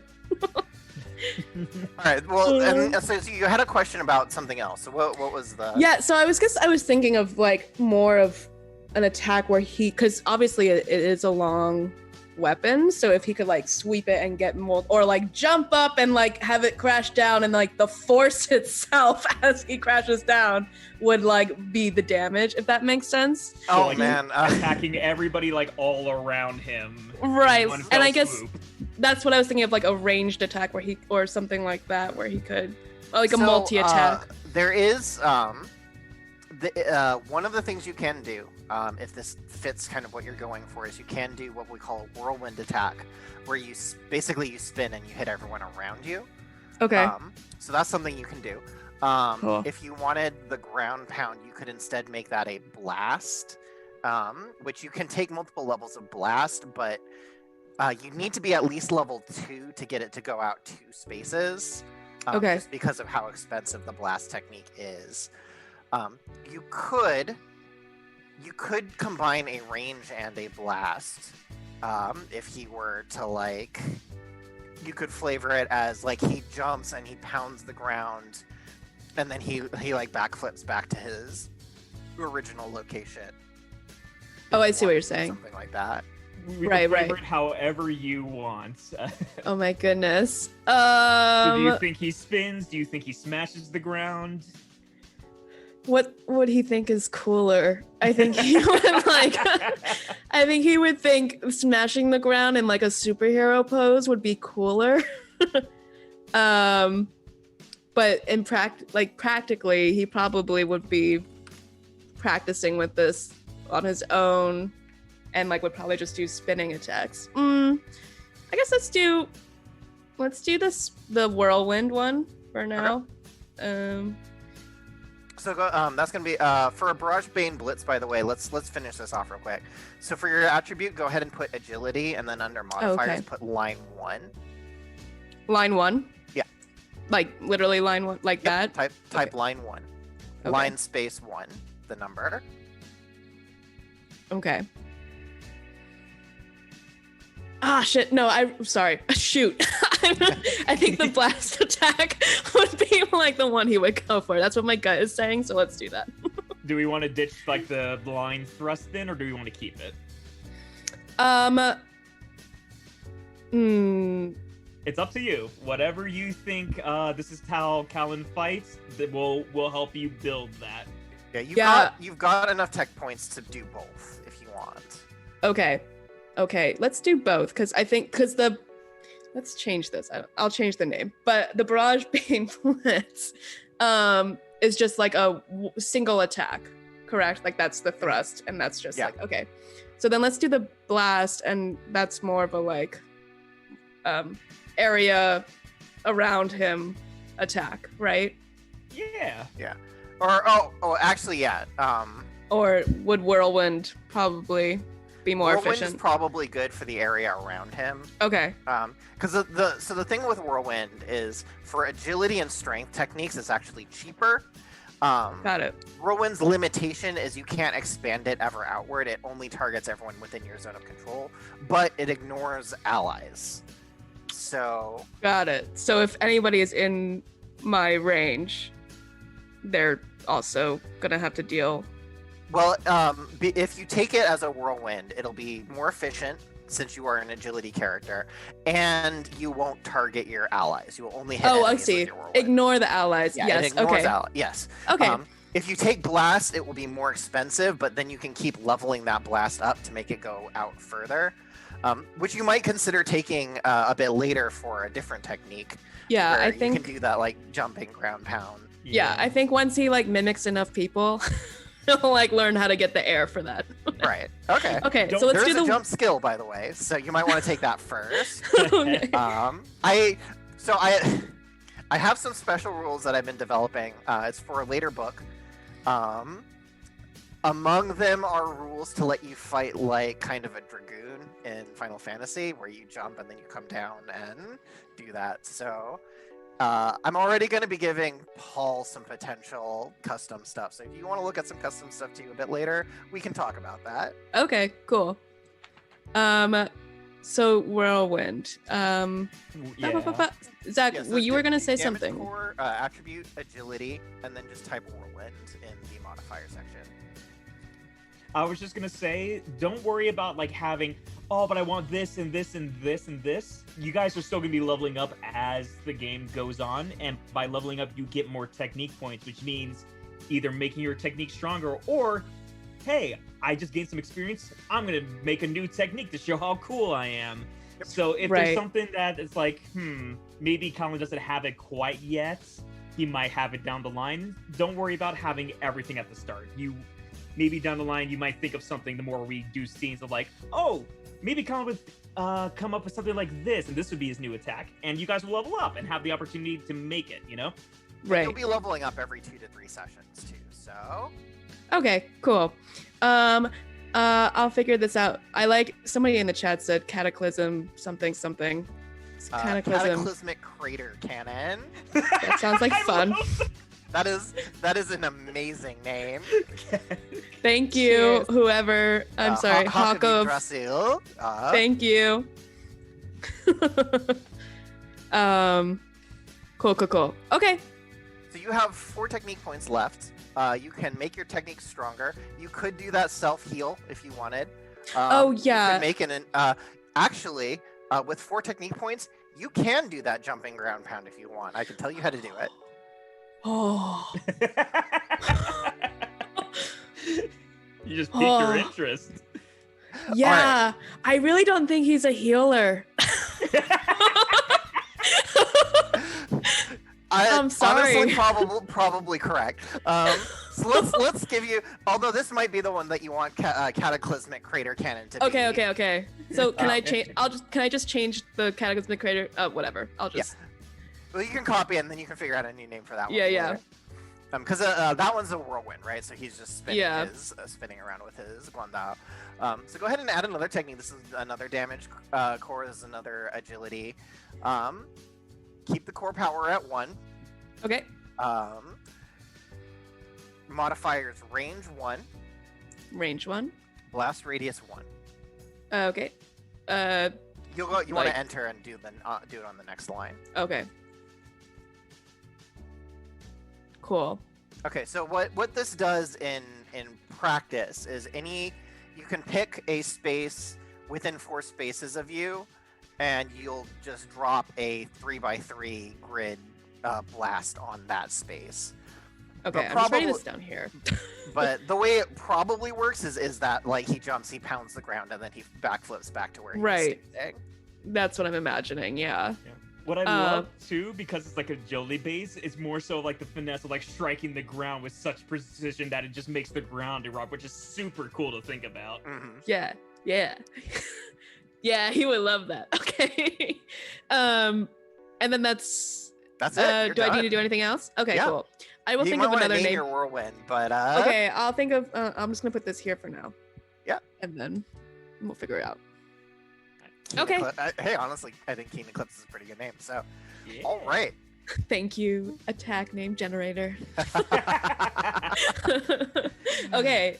I'm good. Yeah, you're good. Yay! You're all So done. Paul's in the hot seat next. Heck Yeah, yeah. Paul. All right. All right, it's Faizon. Yes. All right. So when we were talking, I remember we were talking. Obviously, you're a martial artist. Right.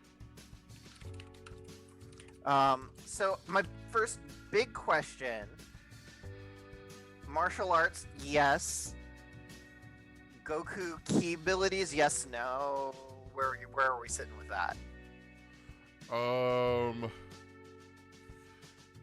I don't know if I want to do like a Goku replication type of thing. Yeah, So, and I mean that's however you want to do it. It's, do you want to have casting too? I guess is the big question. Or are you just a physical fighter? is magic and like spirituality kind of in this character, or do you think that doesn't fit with this kind of character? It's up Because to like you. I know you do the capoeira, and we're very well suited to pick up that. Obviously, it's just a question of if you've got other stuff going on too. I, believe it or not, was thinking more like chi, like more like spiritual rather than like. The best way to describe it, but yeah, more like chi. He's more like spiritual and Okay. kind of like. I guess the best way to describe it, it's. I kind of guess like Street Fighter-esque. But he would have some of that Yeah, ability to generate power of like Right. force. Okay. right. But I don't want to go like super Goku-esque. I don't want to go there, but like in a more, I don't want to say traditional, but like his body and soul. And like, Yeah. No. yeah. The training the body and the spirit. yeah. I totally get you. Okay. So let's talk some specifics. In his martial arts, is he power or is he speed or is he both? He's somewhat. He's a mixture of both. Okay. All right. So you are going to be what we call a balanced fighter build, my friend, which means you specialize in 3 stats and 3 stats only. So your guts and your mind are both going to be not great, but your strength, your spirit, and your agility will all be good.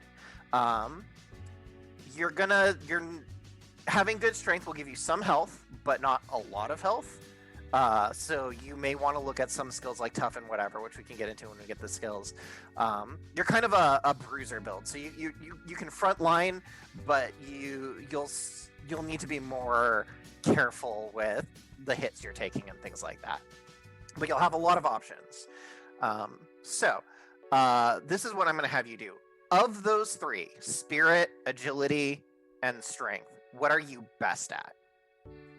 Like if you had to pick one that stands above the rest, which one would you pick? If I had to pick one, I would say.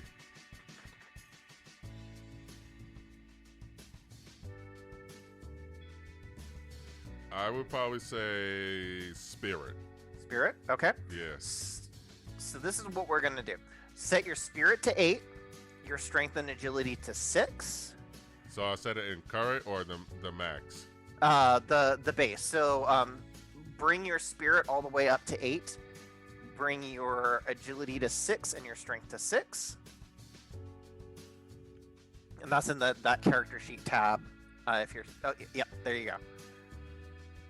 And then mind and guts, you're gonna either have to do a 3-2 or a 4-1 split. However you wanna do that.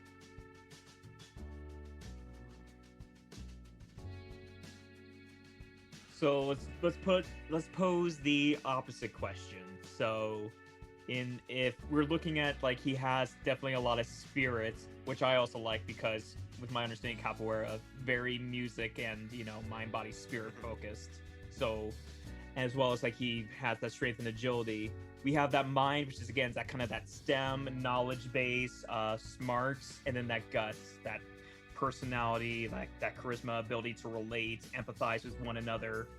What do you think might be may have a weakness in one over the other? Are they both kind of like mutually low? What's your thoughts?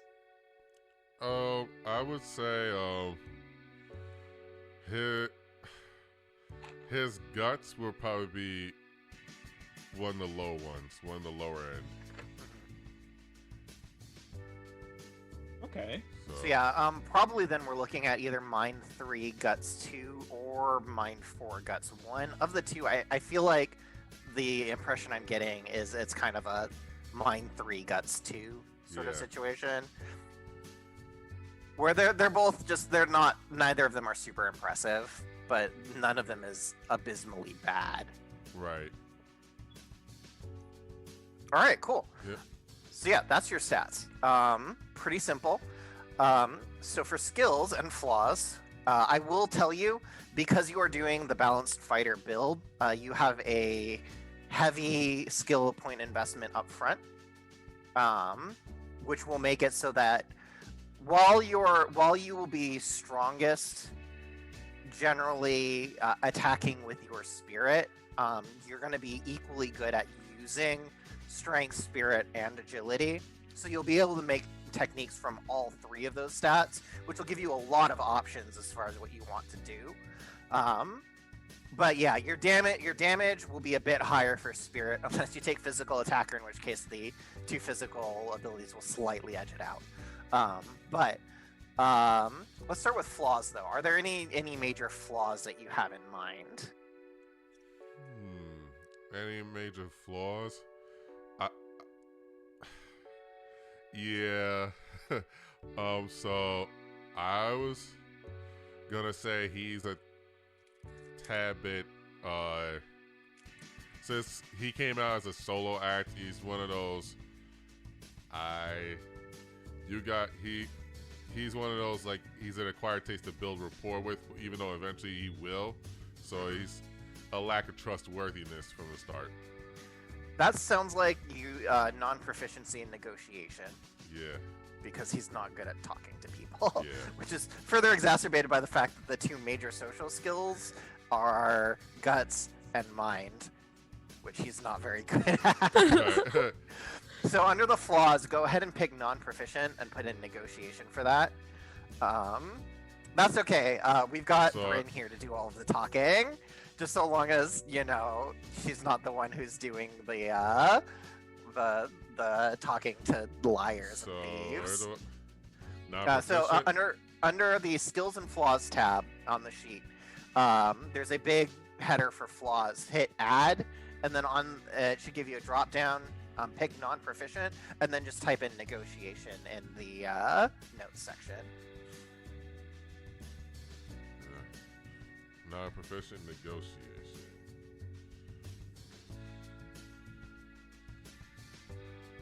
Alright. Is there any other weaknesses or flaws that might come up with Faizon's background that we want to maybe add as a flaw mechanically, or do you think no, just his inability or his inexperience and inability to kind of negotiate with one another and talk to people might be it? We could leave it there, or if there's anything else. That's about it because that's about it because he's a very I'm thinking he's more very seasoned, but he's been a solo act, so he's just like, I'm not gonna negotiate so much with anybody else for the time being. And He's not good try at to playing build this with upon others. that. Yeah, that's totally fine. All right. So skills. First skill we're going to need to add is Balanced Fighter. This is a pretty expensive one, but it is the cornerstone of your build. And once you have it, you have it. So under the skills, go ahead and hit add and then search for or type in Balanced Fighter. And so what this is going to do is this is going to make your lower rolling attributes a bit higher. So that's what I was saying, where you'll be able to really use your agility, your strength, because you saw how we made them 6 earlier. Right. It treats it as if they were 8 for how you calculate your active attribute, which is the what you roll with. So you'll always be rolling at the max that you can with all 3 of those abilities. There is because you are a capoeirista, probably you're going to be dealing a lot with causing yourself to fall down as part of your attacks, just because of how that flows. So the skill I'm going to recommend to you is called Rolling Recovery. What this does is when you use a move action to stand up from having fallen prone, you can move half of your movement as well. So basically, like, say you do like this flying kick and you can put a limit on that kick to make you fall down after you do it, and then on your movement you can kind of stand up and like roll. You roll through it and then you stand back up, so you get a bit of extra movement after that. So yeah, highly recommend Rolling Recovery. There's another ability that potentially you can look at in Season 2 as well, where if you stand up in one turn, then you'll get a bonus to attack. But that is a Season 2 ability, so it's not quite available yet. Beyond that, you definitely seem like a damage dealer. You should have a mix of ranged and physical. So that's kind of an open thing. So there are a number of options based on what you want to do. I'm going to stop you there. I do want to give Paul an option to kind of speak. Is there anything specifically of like a good uniqueness or strength that Faizon has that you want to add before we keep suggesting things? I want to give you the opportunity to also pick something that you like. I was gonna say, because he's spiritually minded, he could do like a because of his spirituality, try like a type of self-heal, if that's okay. Yeah, that's fine. That'll be a technique. Because I know, as much as we could talk about like tax and stuff, I know that he could like for like a self-heal type of thing. If you wanted, you could even have that heal extend around you, which would be a pretty simple thing to do. Like he heals around himself and others. Like you know how monks in like Final Fantasy Tactics have the chakra ability? You can do that. Yes. Okay, so I'll keep that. We'll stick a pin in that. We'll come back to that when you build your techniques. What other thoughts on like unique powers or abilities you might have? It doesn't also have to be like focused on like combat of something like he's good at with a fight or good with healing. It could also be something he's good in like challenge situations where it may not necessarily be like combat prowess. It might be something he's also skilled at. You don't always have to think combat. There's a lot of skills that work outside of combat, like those challenge skills. Maybe he's really athletic and just like he can use that spirituality. So like if he has to do a feat of athleticism, like jumping really far, pull something up, he might be really good at that. If he is very spiritually balanced, there is a skill that might it's kind of an off the beaten path skill, but it has a lot of potential role play.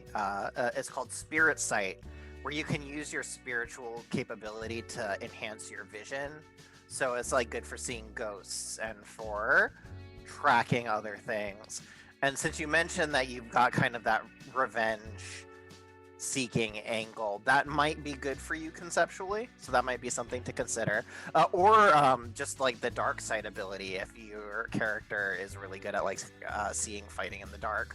This is another, just kind of, again, kind of unusual ones. There are plenty of standard ones too, like ones that could make you move faster or hit harder.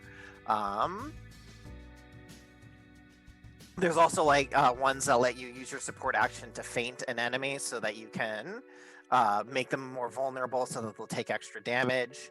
Yeah, there's a lot of options. It's kind of what do you see this guy doing in terms of like how he acts, how he performs both in and out of combat? I see more heightened senses in a sense. Mm-hmm. So like, I definitely feel like heightened awareness. Like the whole like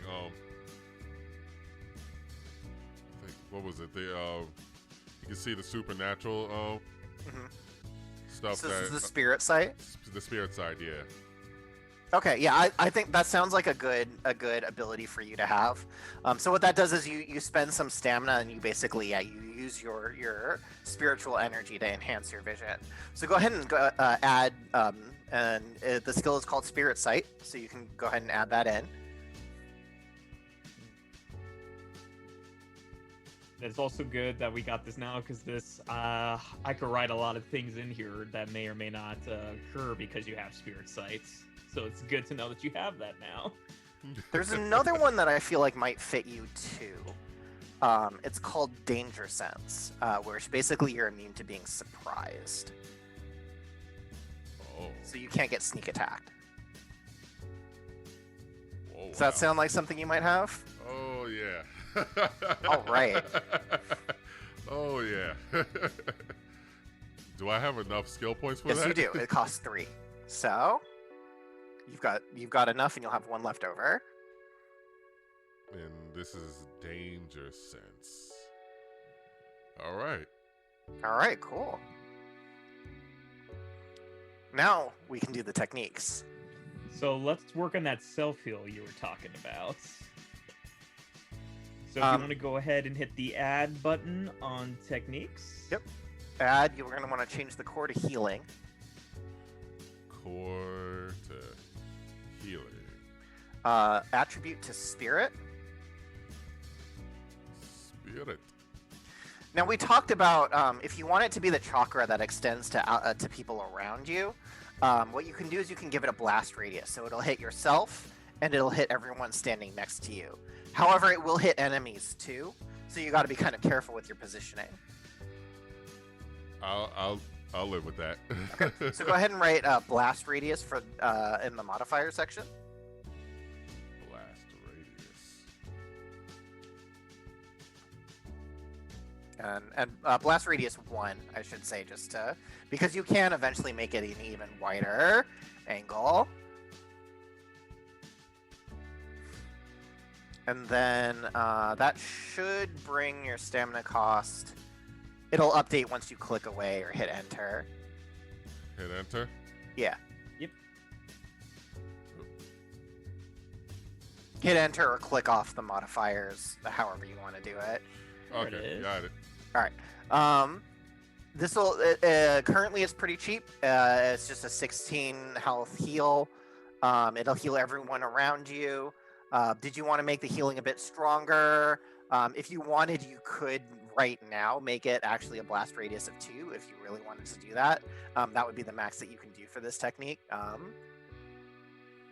I'll stick with blast radius 1 for now. That's very reasonable. A blast 2 that can also heal enemies is a bit hard to manage sometimes. Yeah. Just to give like Paul an idea on the grid, if you're looking like a block of like like a 5x5 grid, blast 1 is 3x3 area. Isn't that correct? Yeah, that's correct. So it'll be you in every space around you. So, good. Someone else besides Bryn has healing in case Bryn goes berserk. This is important. So are you good with this healing, or did you want to try and make it a bit stronger? I'll go with it for now. Okay. All right. So what other things are you thinking of that he does when he's fighting? I was thinking more in terms of, because I know we were talking about like we don't want. I had one in mind where he could I'm trying to think of a way to put it, where he could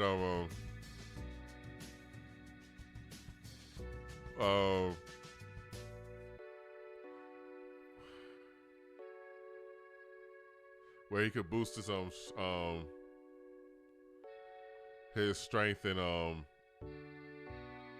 and agility. Use like his spiritual technique to boost strength and agility. If that's okay. Yep. Yeah. Yep, we can do that. So All you right, would be the first to take a boost core. Yeah.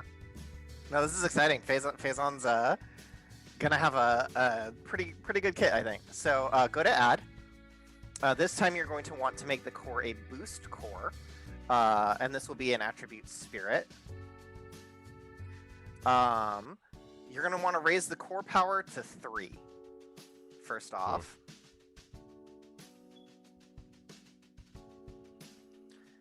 And then you'll see that a little box titled skills has appeared under the description. Yep. So in that, type physical attacker 1.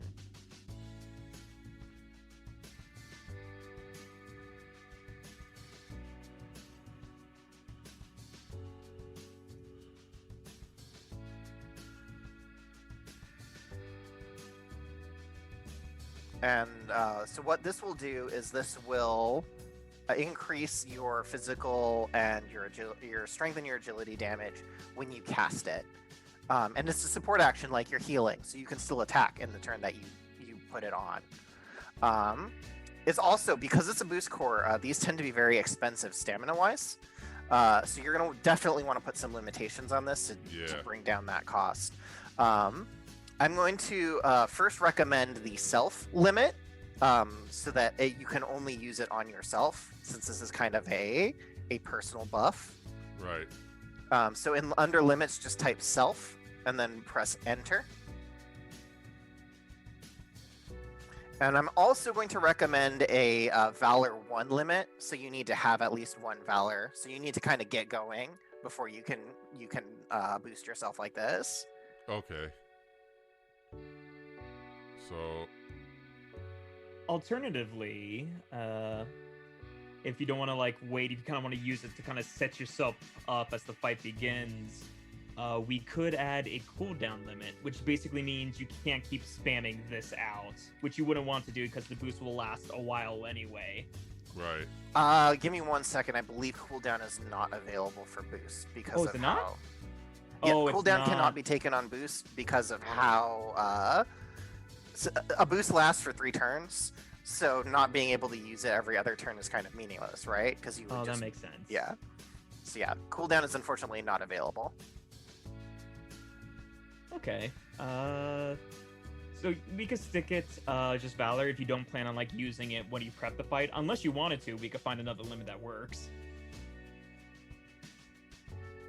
Yeah, I think the Valor 1 limit, it makes it cheaper. You can't use it turn 1, but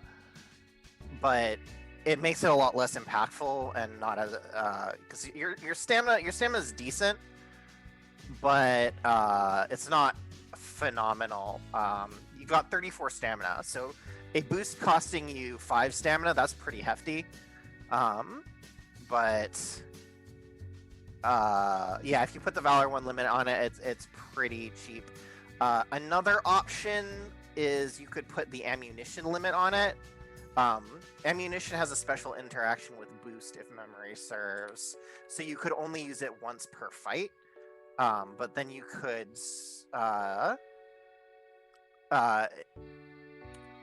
you would use it once per fight, but then you could start with it.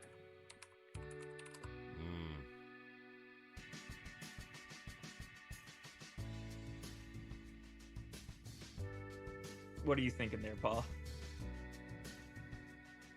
I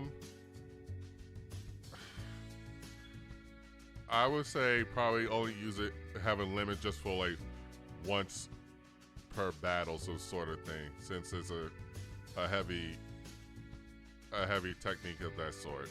All right, so go ahead and under self type ammo 1.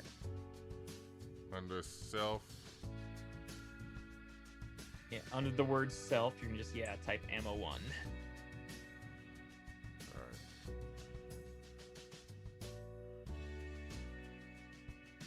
And I just double checked it, and it looks like I'm remembering a much older build of Valor because I've memorized the books, but sometimes I've memorized non-published versions of the book. So you can only use it 3 times, so you're good on that. You should be pretty much fine. And now it only costs 2 stamina, so you can just kind of throw that out and make sure that you're hitting hard and hitting hard often. Yep. Speaking of hitting, did you have any techniques of how like Faizon would handle any foes he came across? I was actually gonna say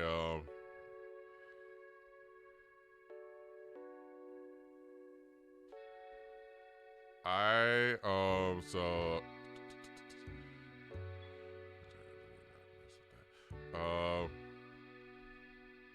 yeah, I was kind of like a combo attack in a sense.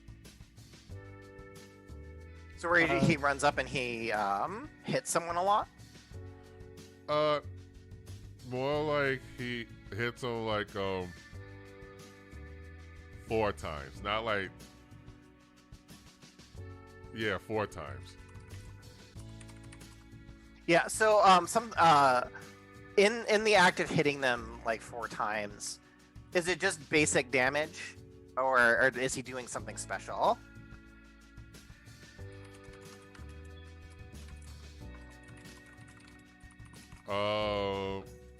Actually, I'm gonna have that as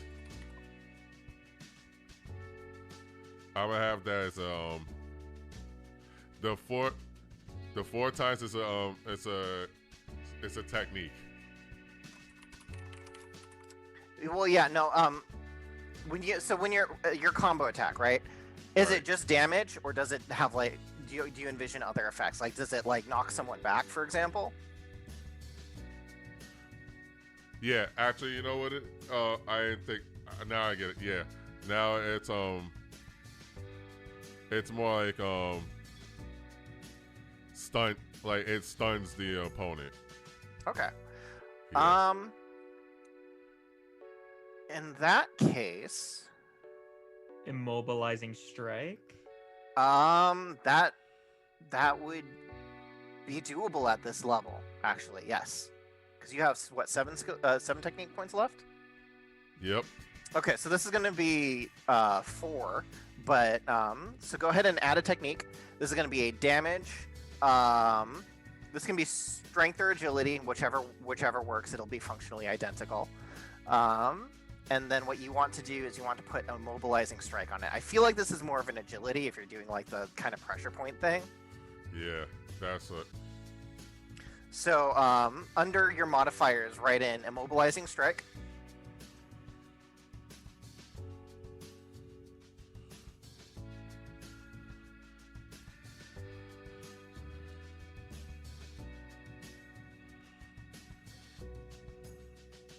And what this technique will basically do is when you hit them with your combo attack, this combo is going to hit them to the point where like you're shutting off their ability to move. You're stunning them basically. So in effect, they can't move once you hit them.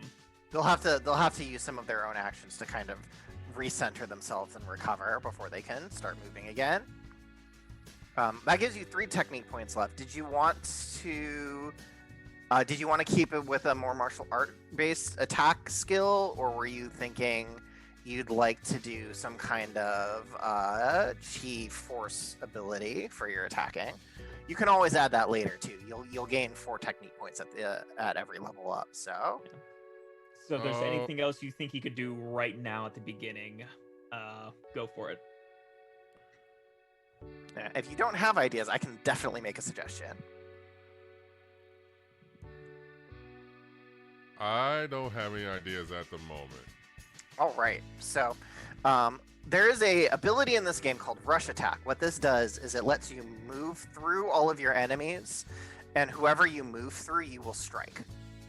I feel like this really fits well with kind of the super fluid martial arts movement that capoeira is known for. So, my recommendation here is, and this will take all of your remaining skill technique points. You'll probably want to make this agility too, in case you end up wanting to add a dashing component to it. But so what you can do is, for this technique, it'll be a damage core So with agility, damage core, agility. and then you're going to want to type in rush attack in your modifiers section. Oh, whoa, whoa, whoa. What?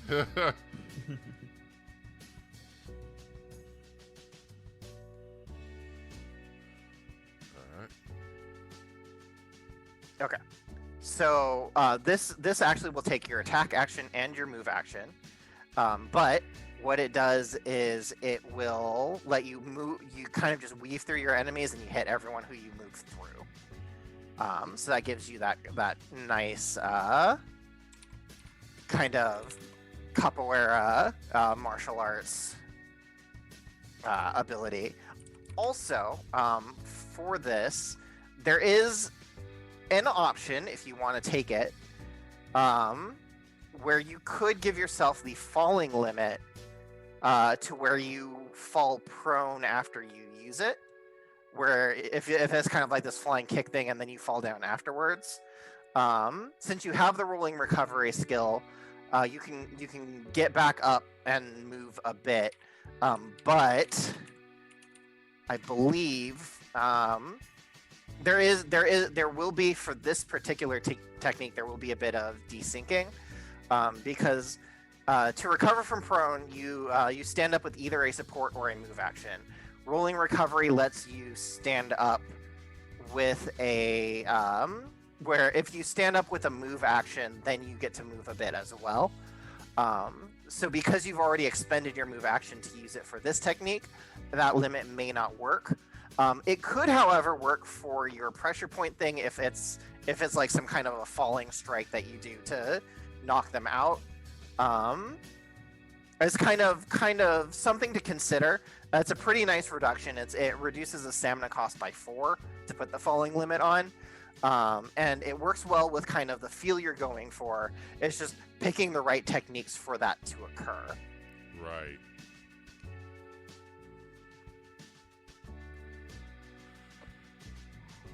I would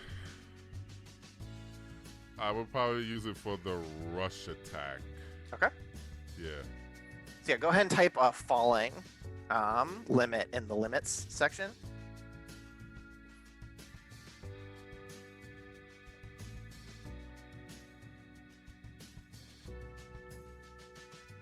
All right. So yeah, that will only cost you 1, but you will fall down afterwards. And you can stand up with the support action, or on your next turn, you can stand up with the move action. It just also means that while you've fallen down, you will have some roll penalties. So it's kind of that trade-off as to if you want to stay down and then get up on the next turn when you've got your move action back, or if you want to just get up with like a support action if it's available and forego that. But that's capoeira, right? You're constantly shifting positions and all of that, so you're not always in an advantageous position. I am going to suggest one thing, and I think it will make sense for your stunning technique, your stunning combo, because we have a stamina cost of 6, which is fairly high. Yeah, that is Right. pretty high. How do you feel about, like, because you're stunning, it may not necessarily be something that always knocks them out. You're more focusing on their pressure points to limit their movements. We could put a mercy limit on there where it'll still do damage, but it'll never bring them to like 0 health. It will always leave them with 1 health. So it's not really like your finishing technique. It makes more sense like that kind of stunning combo. If it sets you up so you can really unleash your movement with that capoeira movement last technique we developed for you. There's other limits we could put in. I just thought that might be A good thematic limit for sure. yeah. Or we could do like another ammunition one where you could only use your spirit to focus in on somebody's pressure points a number of times per battle before like your spirit and mind needs to rest. It's up to you. I actually like to use the set limit on the number of times I could detect the pressure points with my spirit. Sure. Oh, so put the ammo limit on that one too. So, and it's the immobilizer strike. Yep. And So you can go ahead and put ammo 1 on that, and then you'll only be able to use it 3 times, but it'll only cost 3 stamina, so that'll be a pretty good gain for you. Just, don't overuse it against a boss. Right. Be smart. But yeah, so you'll want to name all of these techniques, but otherwise you are good to go. Yeah. All right. Which means it is Tamara's turn. Hello. HeartShine.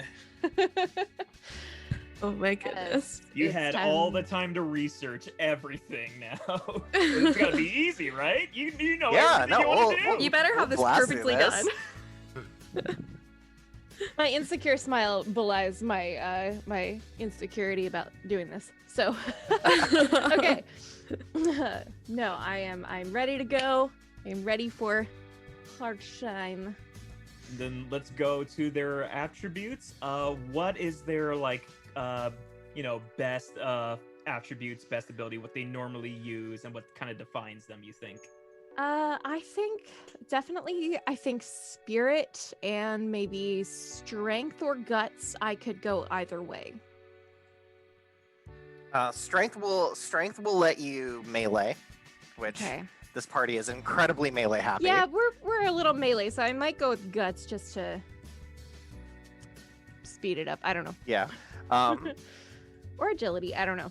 Honestly, if you wanted, you could go what we call full caster, which is spirit and mind for like full on magic, if you really wanted to. But that doesn't seem like what you're feeling. I don't think so. Yeah. Yeah.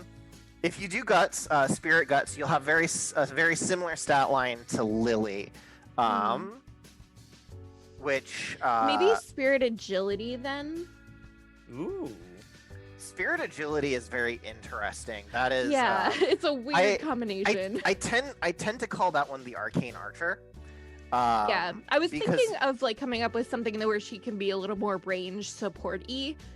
And just like, I mean, her whole thing like heart shine, so maybe she has some healing for heart health. I don't know. I've This is the very beta blocker. I've very successfully made everyone terrified of what's going to happen when Bryn goes berserk.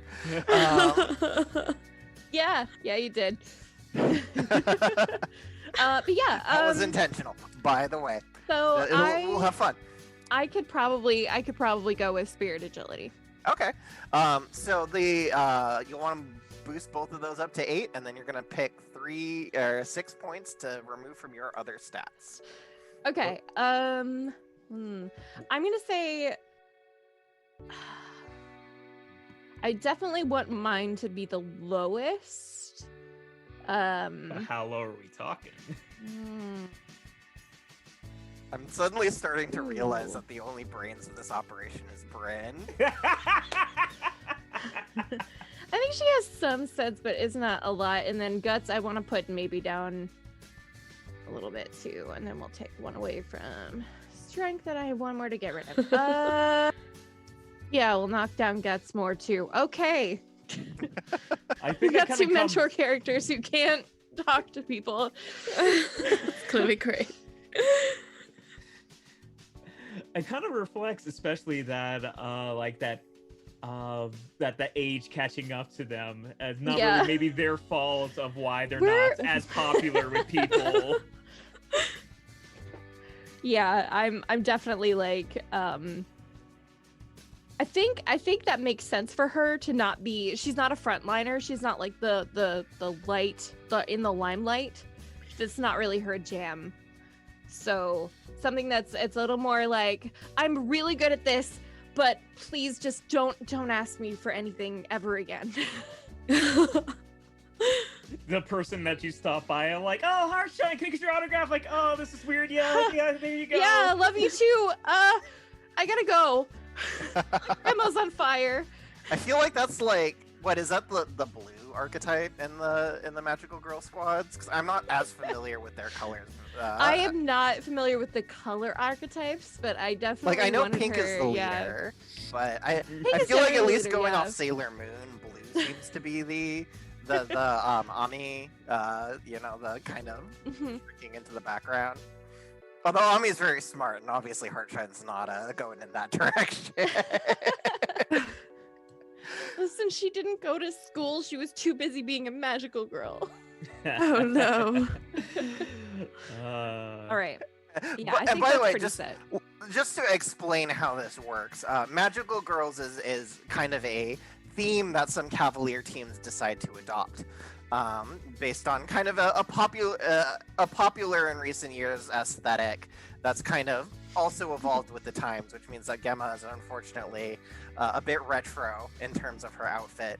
They She actually like I picture her like inheriting this like gem that she uses to transform from her mother, who used to be a magical girl. Only she wasn't that good at it, but like she got hers in the like late 80s. So Oh no. This wardrobe. which means she has So a retro.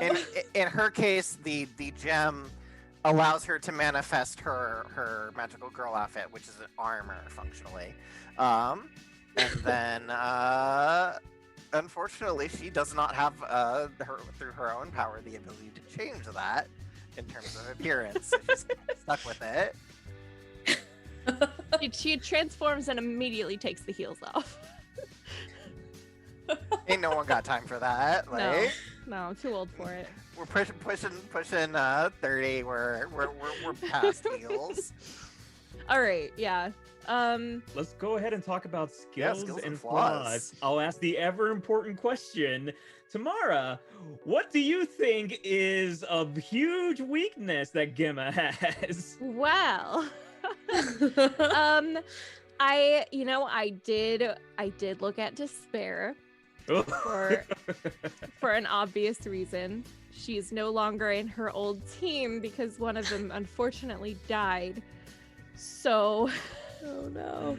I feel Very. like if she sees somebody go down, she's either gonna go one way or the other, and I think despair would fit. But I know we have a person with despair already, so It's okay, just no one ever go down, right? It'll be fine. Then two people will be. yeah. Just fight No, better. go Don't for it. lose. Okay. You guys are already like in this like if things go bad we death spiral. So like at this point I Yeah. think it's just time to commit. All right, that's fine. I also had, I'm not sure if this would count the form restriction, but I'm not sure how that's gonna work. I know So, you know how to do this. Form restriction thematically. is going to be for a transformation technique. Okay. So what it is No problem. is it a transformation technique you'll first have access to at level 5. And what it does is you pick specific skills that are kind of blocked out until you transform. Mhm. Oh my god. Now, for what you are envisioning, because you mentioned that she doesn't always fight transformed. Sometimes she just fights in casual attire. Yeah. So what I'm thinking is what you can do is you can do for now a boost core to represent her transformation, Okay. which would boost her stats, kind of like how Faizon has his spiritual centering where he boosts his attack.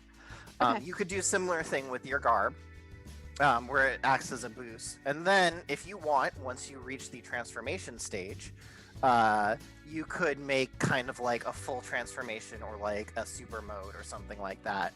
Or you could repurpose your boost to be to like where she's finally like gotten over her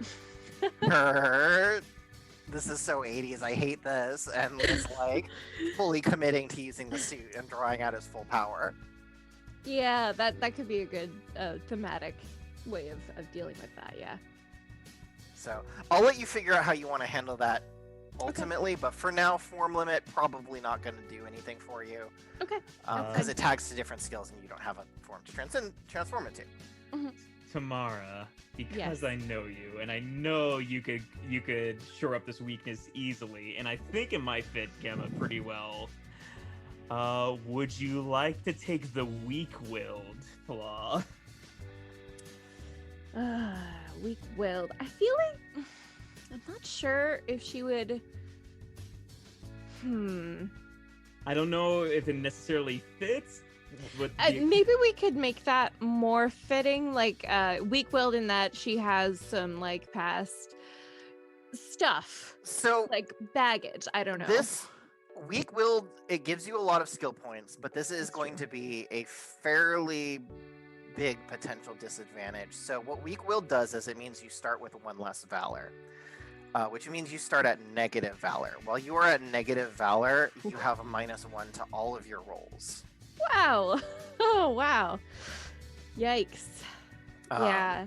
So You gain valor like once per round, and again, the more you guys at the have end fun of the round, though. at the So end you- of the round. Yeah, so she would start round 1 significantly weaker. Yeah. But it could make for a better story, though. Yeah, it certainly can make for a better story. It will be a large penalty to you starting out. So I feel like kind of on the other hand, if she's a professional, I'm not necessarily seeing that being Yeah. That was my concern. Is if Yeah. she's like been taking jobs and stuff, I don't think that would be necessarily something she'd have to fight against. Okay. But I like the idea. I see where you're coming from. So thank you for the suggestion. No worries. I was just gonna throw it out there. If that's there's no fine. flaws that look appealing, we can move on to skills. Yeah, I think we can move on. All right. She's perfect. It's just All her sad. 80s glory. Even though Gemma is perfect, what are some Gemma things that is- can make her Gemma more is perfect? a gem. She is a gem. That's why I named her Gemma. So spirit agility gives you like those are the 2 strongest base range stats in the game. Agility has some melee options too, obviously, which you saw with Faizon, but you can hit at range, you can hit a lot of targets with it. It gives you you can be very accurate with it. There are a lot of options for agility. And then spirit, you can shoot large lines, you can do big blasts, all kinds of fun Definitely. things. But before we get into that with the skills, kind of like where's your focus? Are you kind of more supportive character? I think I'd like her to have a couple of attacks, but I would like her to just at least have one reliable heal that she can provide. Do you think as time goes on and like you guys have downtime, she kind of takes the time to kind of help someone out who might not be feeling good? Yeah, I think so. I think you might want to take the passive healing skill then. All right, cool.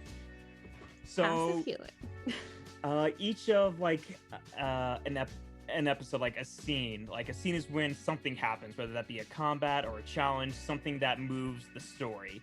And when Okay. that scene ends, you guys recover a little bit of stamina and a little bit of health.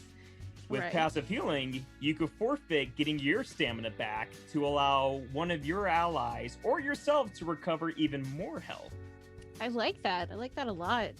Yeah, it's Um, the anime healing with like the glowy hands where they sit around doing that. So Yeah. um, I was also thinking about team tactics because she was on a team, but I'm not sure.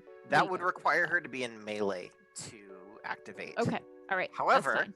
there is an option called combination attack, Mm, where you can hold your attack, and you can only do this like once per scene, because it's kind of a big thing. But what you do is you delay your action, and when one of your allies attacks, you attack with them, Okay. and you both gain a bonus to your attack roll because you're striking together.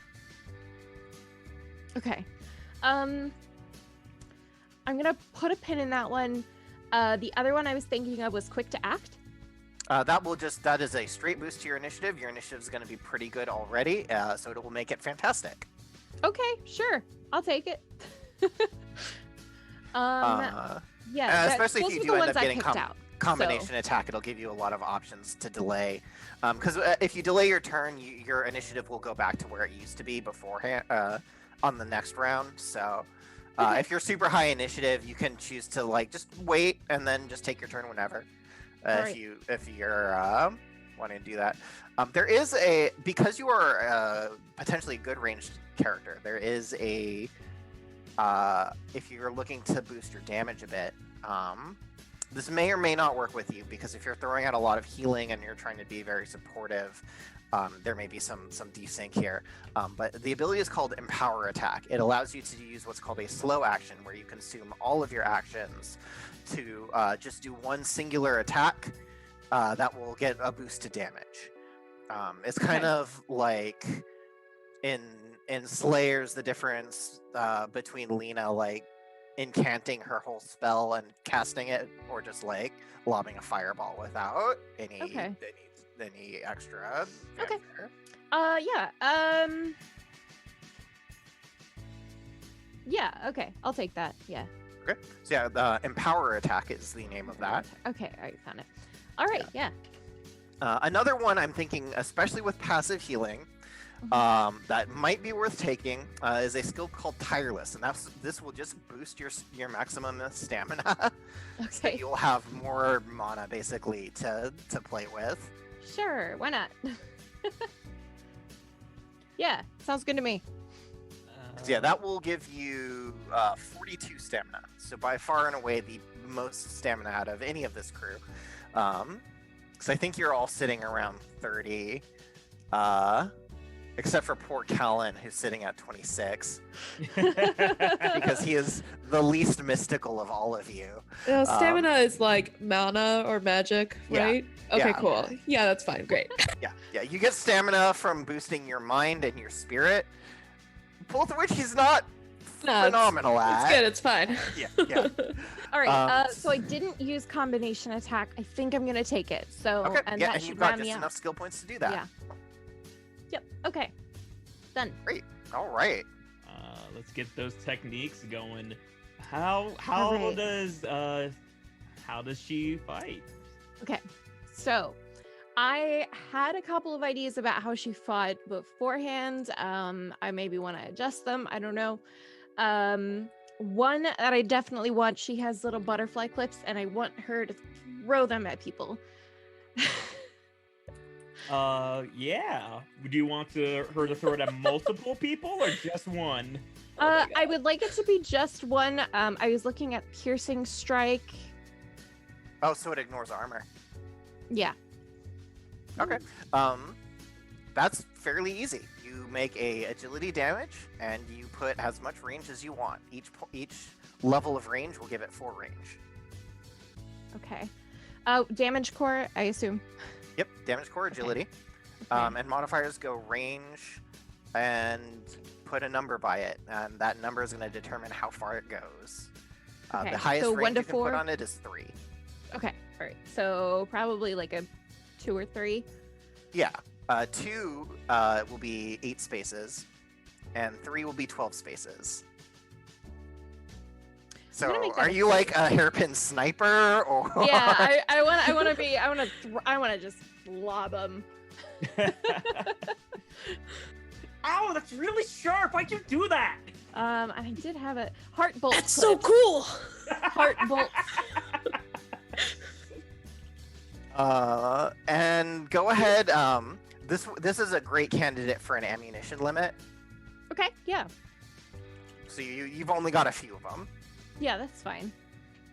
Heart bolt clips, very good. Okay. Did you mention you also wanted to put piercing on there? Oh yeah, piercing. Yeah, go ahead and just write piercing in. Piercing is a special modifier, so what it will do is it will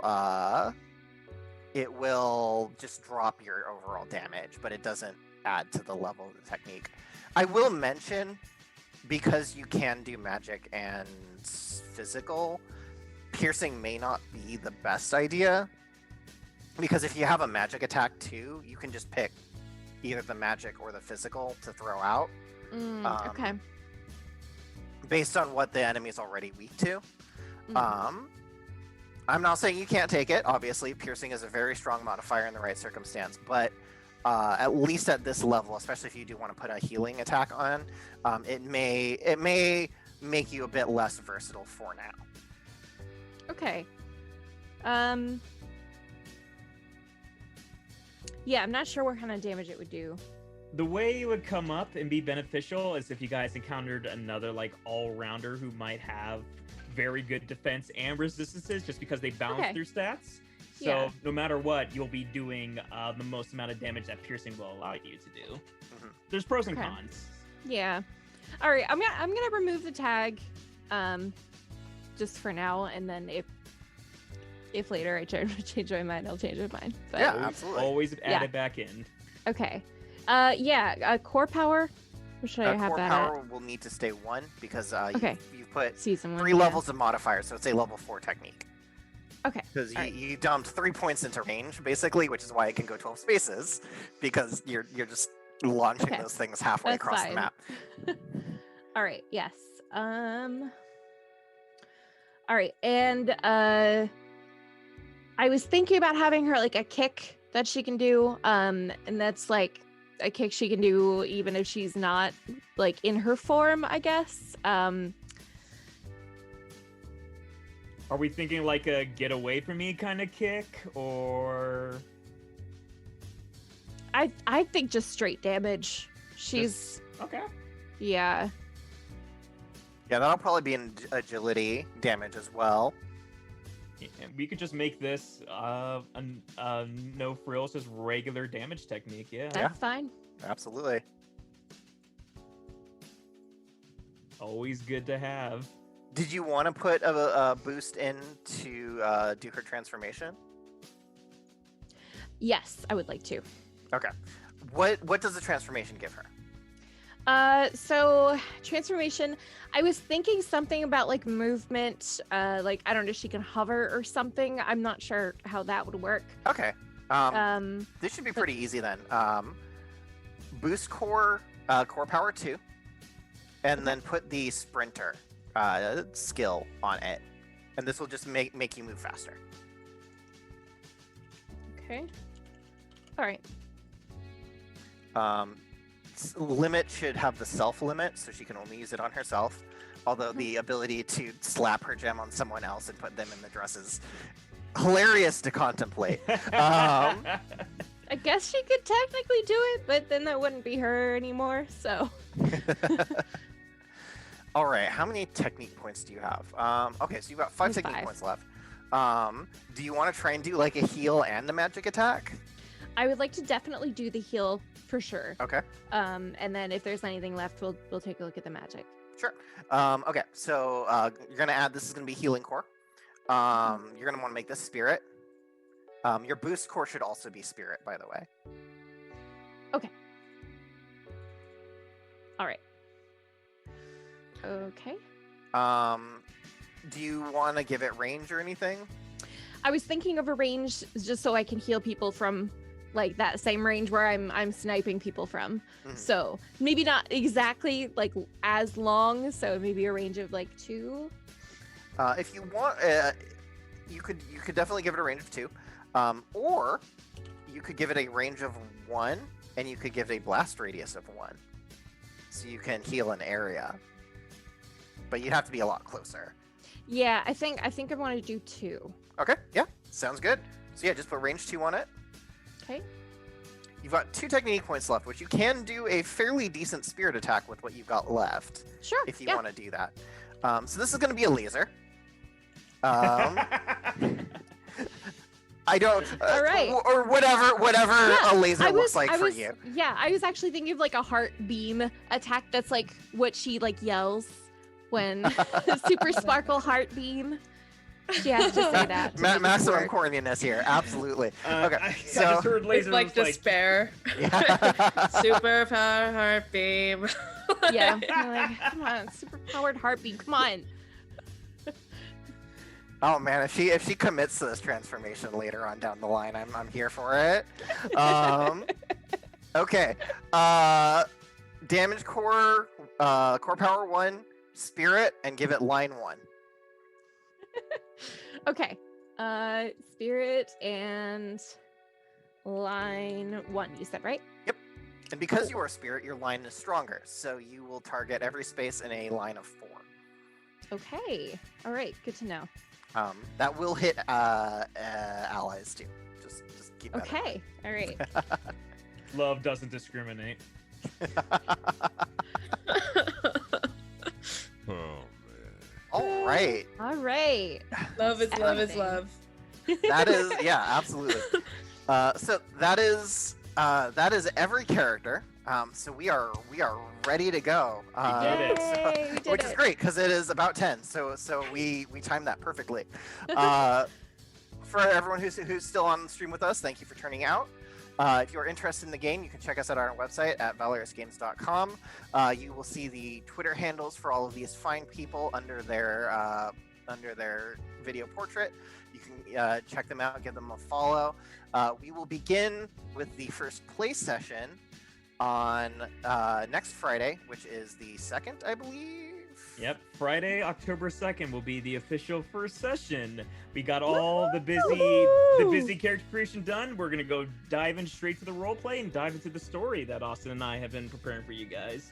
I'm so excited. It's very excited. It's gonna be great.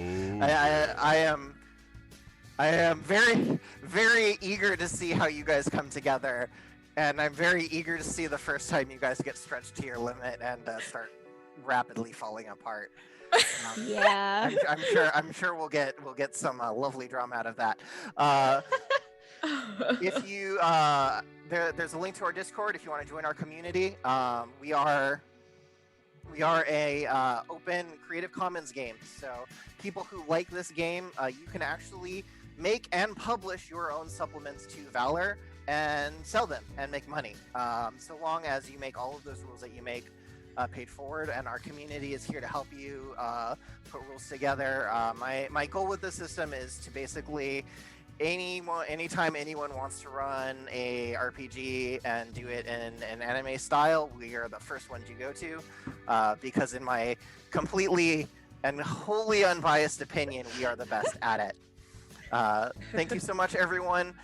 We can't wait to get this started. Look forward to seeing you all on next Friday. I will be behind the scenes, and I'll let these fine people do their thing. All right. Thank you so much. Yep. Thank you, everyone. Thank you, Bye. guys. Bye. Thank you guys for coming. You all have a great night and a great weekend. See you next week. Woo. Yeah. Bye.